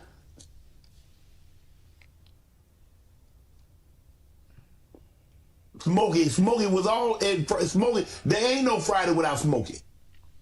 We all agree to that, and there's no next Friday without Friday, and there's no Friday after next without Friday. Understand this right here. Y'all really need to understand this part. Chris Tucker don't want to do no Friday because he don't want his brand synonymous with smoking. He's not a smoker like that. He don't stay high like the rest of us out here. He ain't Katt Williams. He ain't Snoop Dogg. He ain't smoking the blunts like that. He doesn't want his character synonymous with that. So he'll take a hard stance on not doing Friday again because he doesn't want to be synonymous with a weed smoker. But folks will be okay being synonymous with the zestiest roles being in dresses and they're supposed to be straight. It's like, make that make sense. We talk about the role because you say that they don't... Here's the thing. Chris was allowed to make the decision. At the time that this is happening, Katt Williams is known for smoking weed. Willie Nelson is known for smoking weed. Right. Snoop's known for smoking weed, but none of us is really known except Willie. And I'm saying, Chris Tucker didn't want to be the poster child for smoking weed. He don't smoke weed like that. Right. He in the church. He Michael Jackson's best friend. Christmas. Michael Jackson called him Christmas. You ever met a man that gave you a little nickname like that? No. Me neither.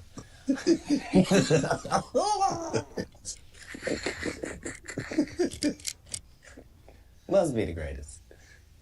Man, I ain't gonna be able to get nobody back. I ain't gonna be able to get no more comedians. They all coming. No, they ain't. They are coming. You kidding? Nah, see, this is where Katt Williams is right. He's like, nah, I ain't getting them none of them back. They're all coming back. The entertainment industry, there's no principles. There's no, oh, you said this wrong about me. No, nobody cares about nothing other than engagement, views, and attention. That's why Kevin Hart used this moment to just promote his new movie coming out or whatever that he was promoting, his show on Netflix. He's like, yeah, you're acting angry and everything, but here's my show. It's like folks just want attention. Folks don't care about nothing in this industry. This industry doesn't stand on no principles, no morals, no integrity, nothing. Just attention, ad revenue, exposure, fame, clout, status. That's it. Nah. Hey, I promise you. I done got all the rest of them. I done got the ones. I promise you, everybody trying to double back. You're going to be having to beat them off with a stick. You won't let him. They're coming. Much as... You're on Def Comedy Jam, Comic View. What were those experiences like? What do you remember most about Def Comedy Jam and Comic View? Comic View was everything. Comic View was really the break, and not Friday After Next, just because Comic View was just 3,000 of your stand-up peers, and we just throw sets of all of them up there, and we see who the audience likes. Who do they like?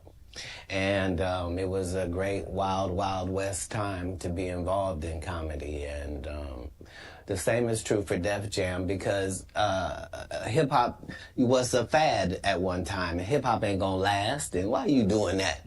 And that's how it was for blue comedy.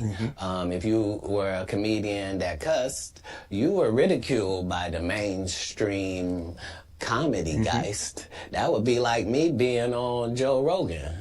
Joe don't want me on there. I need to be on Shannon. Joe got 6 comedians that never been funny. He want to push out. Yo, that's the goddamn truth. That's the truth.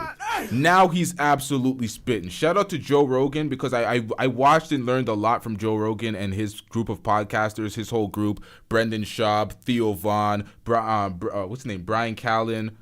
All those comedians. Theo Vaughn's funny. To me, Theo Vaughn's funny. The rest of them, Brendan Schaub is terrible. It's a 2-pack of ass listening to that. Like, come on, man. That shit stinks. What the fuck we talking about? I'm here to double down. That shit is a 2-pack of ass. The fuck are you talking about? That shit stinks. Brian Callen, mid. Like, the comedians that Joe Rogan has around him, they're terrible. They're pretty bad comedians. Like, what's the other guy's name? Ari Shaffir, terrible. Bert Kreischer.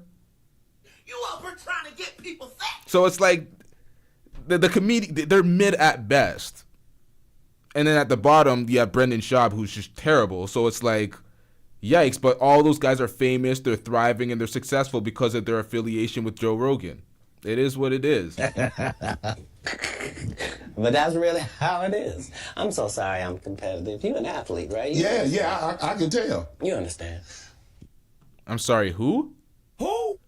He's part of the group? He's part of the Rogan group? Oh, he's new, okay. Will there ever be another Comic View, Def Comedy Jam? Could that, in today, in 24, 25, 26, could we see that again? They've already announced it. It's already going. You didn't know? Mm-mm.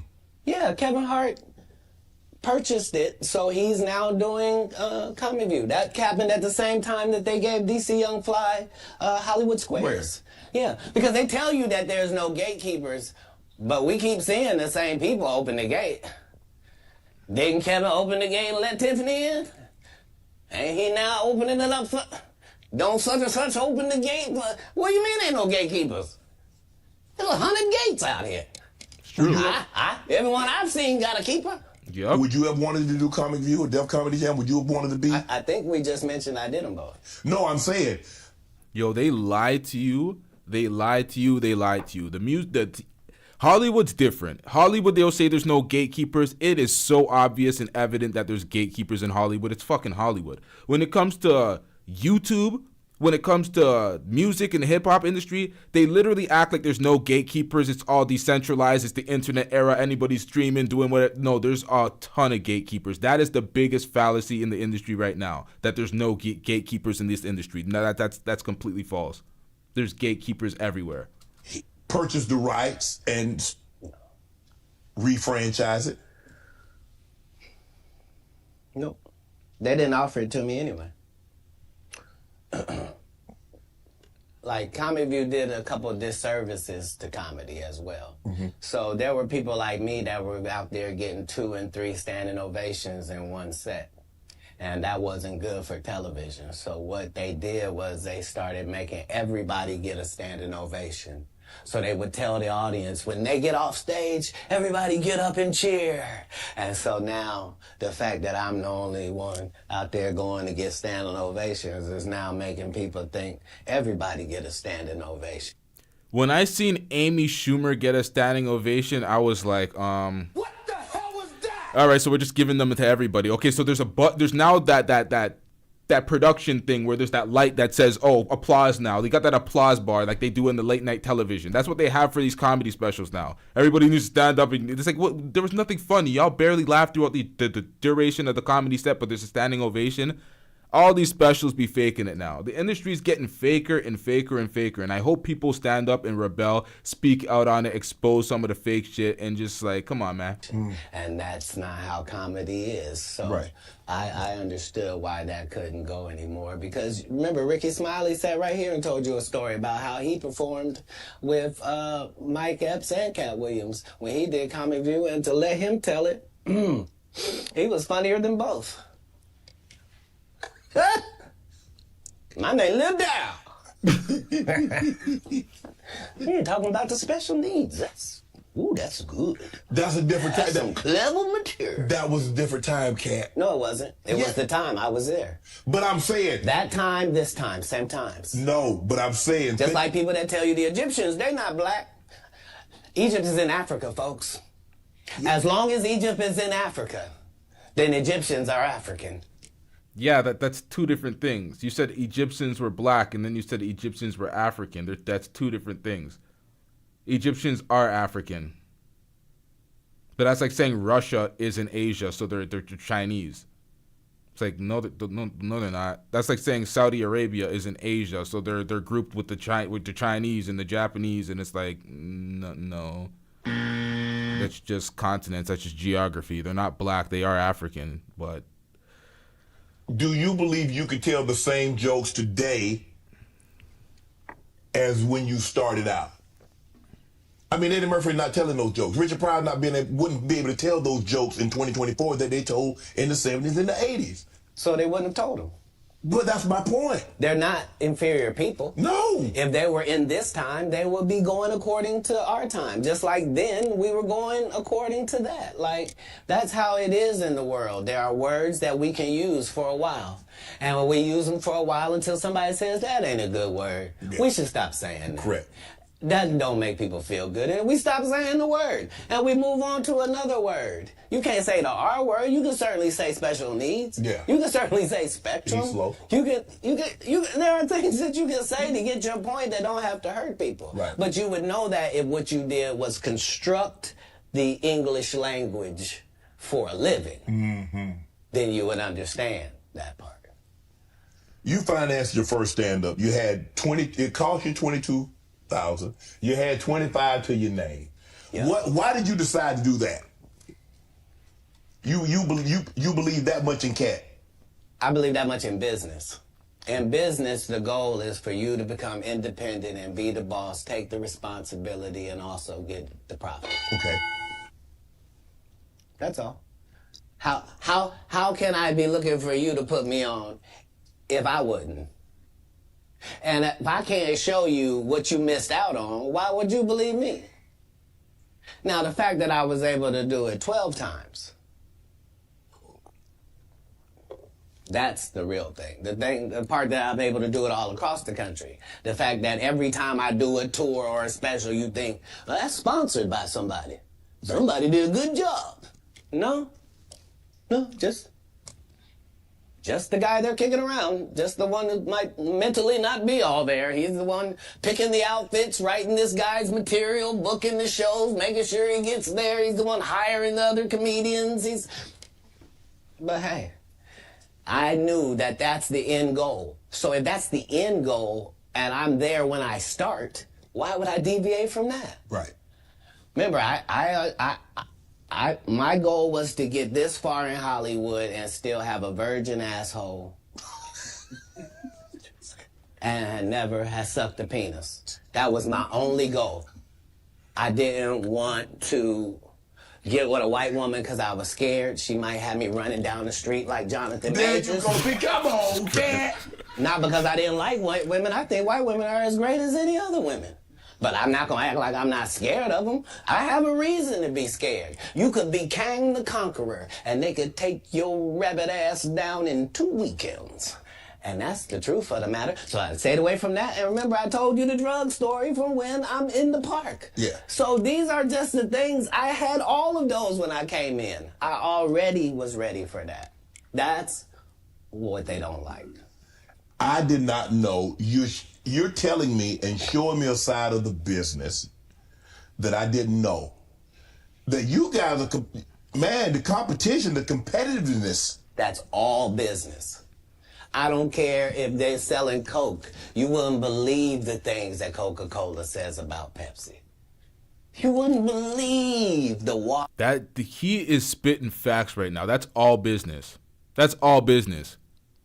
It's all business. Whether you work for it doesn't matter. You can work for Burger King, they're talking shit about McDonald's. You working for Pizza Nova, they're talking shit about Pizza Hut. You working you in the rap game. You're working at a label. You're working for Interscope, talking shit about Def Jam. That's just how it goes. If you're in a movie in the movie production business, the studios, they're talking shit about other studios. Everybody's competitive. That's just the way it is. Even in YouTube, other YouTubers that you think that you're growing with and doing stuff with and collaborating with, people are still competitive amongst those ranks. But the problem is, folks sometimes are competitive in ranks that they shouldn't be in. They shouldn't be in competition. They should be in collaboration. But they're in collaboration while in competition, so they're sabotaging the collective, and that's what happens a lot of times. It's like, do you want to have success, or do you want to hold the other person down from having more success than you? And that's what ends up happening on YouTube. It ends up happening in the rap game. It ends up happening in comedy. Other conversations between Dasani and Liquid Death. Like in all business, in all sport, competition is a driving force. And I don't require anybody to be better. Who am I? I just require if you're a loser and you've taken shortcuts at every chance and you've made sure that you didn't put anybody on that really had a work ethic and was a God-fearing person and you helped it. If that was never you, then don't act like that's you. Okay. This is where this becomes a conversation of nuance. Because I hear everything he's saying, but smart work will beat hard work.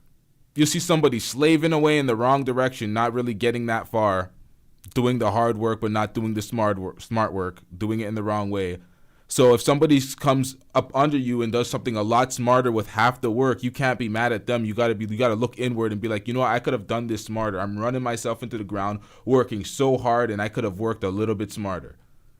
So there's also that. Don't get out here now that you don't do stand-up and start acting like, oh, you not sure why you don't do stand-up no more. I heard you got run off. You better be careful. The nigga that run you off gonna show up and he gonna tell everybody. Man, what you gonna be able to say? Nothing. Why you think I speak with such clarity? I'm actually involved in each one of these stories I told you about. Right. Right. The one comedian, and we've been sitting here doing this interview that you hold in very high regard is Dave Chappelle. Dave Chappelle walked away from $50 million. You said it was more. Tell the story. That's right. I will let you tell it. No, you're no, the best. I want you to tell it. You really are the best. You've proven it here today.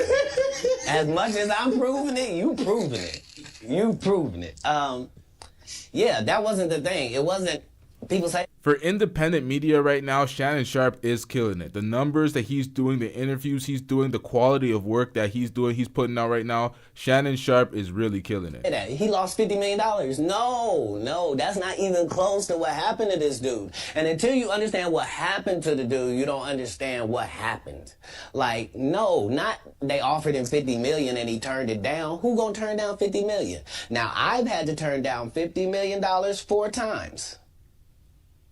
4 times, just to protect my integrity and that virgin hole I was telling you about. Right, because P. Diddy be wanting to party. And you gotta tell him no. You got to tell him no. I did.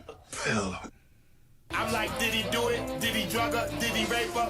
If you ain't do this shit, did he? Why did you pay? I'm like, did he do it? Did he drug her? Did he rape her? If you ain't do this shit, did he? Why did you pay? I'm like, did he do it? Did he drug her? Did he rape her? If you ain't do this shit, did he? Why did you? You was an icon, nigga, you ruined it. Did he documentary coming out, 50 Cent shooting it? I did. See, I got the receipts for everything I'm telling you. That's why I can say I'm so freely. Can I need to know? You here, get your number. Thank you, sir. Thank you. Come on. Because early on you was accusing me of being... Katt, man. Yeah, it's crazy. I mean, but you know, some of these people... Martin tried to put me in my first dress. When he had to go on his hiatus, he tell me, Katt, when I come back, I need you. You my young partner. You my brother in comedy. And this story is so disturbing. I'm going to let this play and comment on it after. I've been waiting for this story. This is disturbing. Martin, what the hell is going on? Some of these people... Martin tried to put me in my first dress. When he had to go on his hiatus, he tell me, Katt, when I come back, I need you. You my young partner. You my brother in comedy. When I come back, just promise me that my next movie, it'll be me and you. We gonna do it together. We gonna do some buddy cop shit. I said, Martin, you got my motherfucking word, my nigga. Go do what you gotta do. When you come back, I'm in your movie. Don't trip. I don't need to see the script or nothing. You know, we get in that office and this fool pull out Big Mama's House 2. I almost died. And I gotta read this script from all these good white people. Where this nigga want me to get in a dress with him. But this is the thing. As much as we can say this might sound suspicious, he said it was Big Mama's House 2, and that happened. I've seen him do it. The video is out. Let me Google that to make sure Big Mama's House 2 dropped. Yeah, Big Mama's House 2 dropped 2006. 2006, this nigga put the dress back on for Big Mama's House 2. They got him in the dress once, and man, it is what it is, man. Literally saying to everybody, why is he in a dress again? You already played the old lady as an FBI agent. We can play anything now. We can be playing a dog catcher this time. Why do we need to be in a dress? And I get so mad, I say, you don't want me. You want Brandon T. Jackson. And that's who they went and got. Twice I said it, they went and got him. Just like I'm telling you, I had that other dude's work. I had all of it. All I did was say, I want to punch it up so it's not offensive to real niggas. And that's how I got in this position. I sure hope I have. But do you see how Chris Tucker refuses to do another Friday because he doesn't want his brand synonymous with smoking weed? But you have folks signing up to do Big Mama's House 1, 2, and 3. I am delivered. It's like, what the hell are we doing? These folks don't give a shit? Like, what the hell? A Club Shay Shay after this year. It's gonna be in a dimension it's never been. Yeah, it's gonna be. The greatest thing floating in 2024. Mark the words. No way. In a whole different realm of business. Oprah coming next. Once I establish this as a place of truth. Yeah. Oh yeah. Watch. God's people ain't that few. Yeah. Prince. You met Prince. Prince was a friend of mine. He was a friend of mine. What was those conversations? Because look, I mean, sometimes we don't really understand or appreciate someone until they're...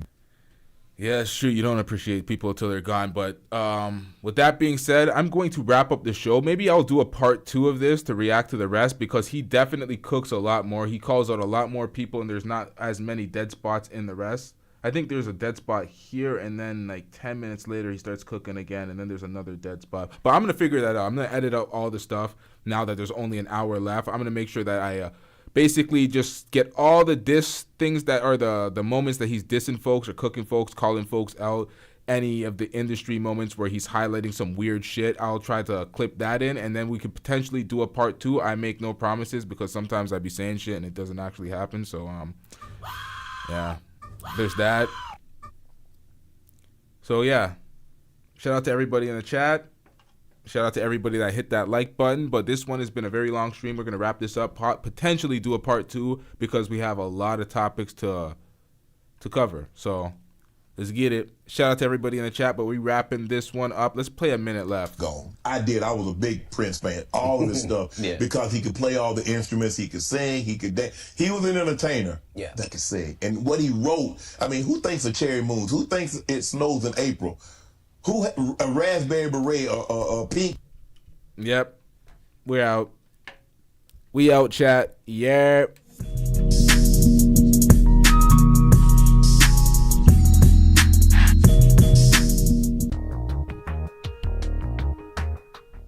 Damn, you would have thought I drank some of that cognac the way I'm struggling to speak. What the hell is going on, man?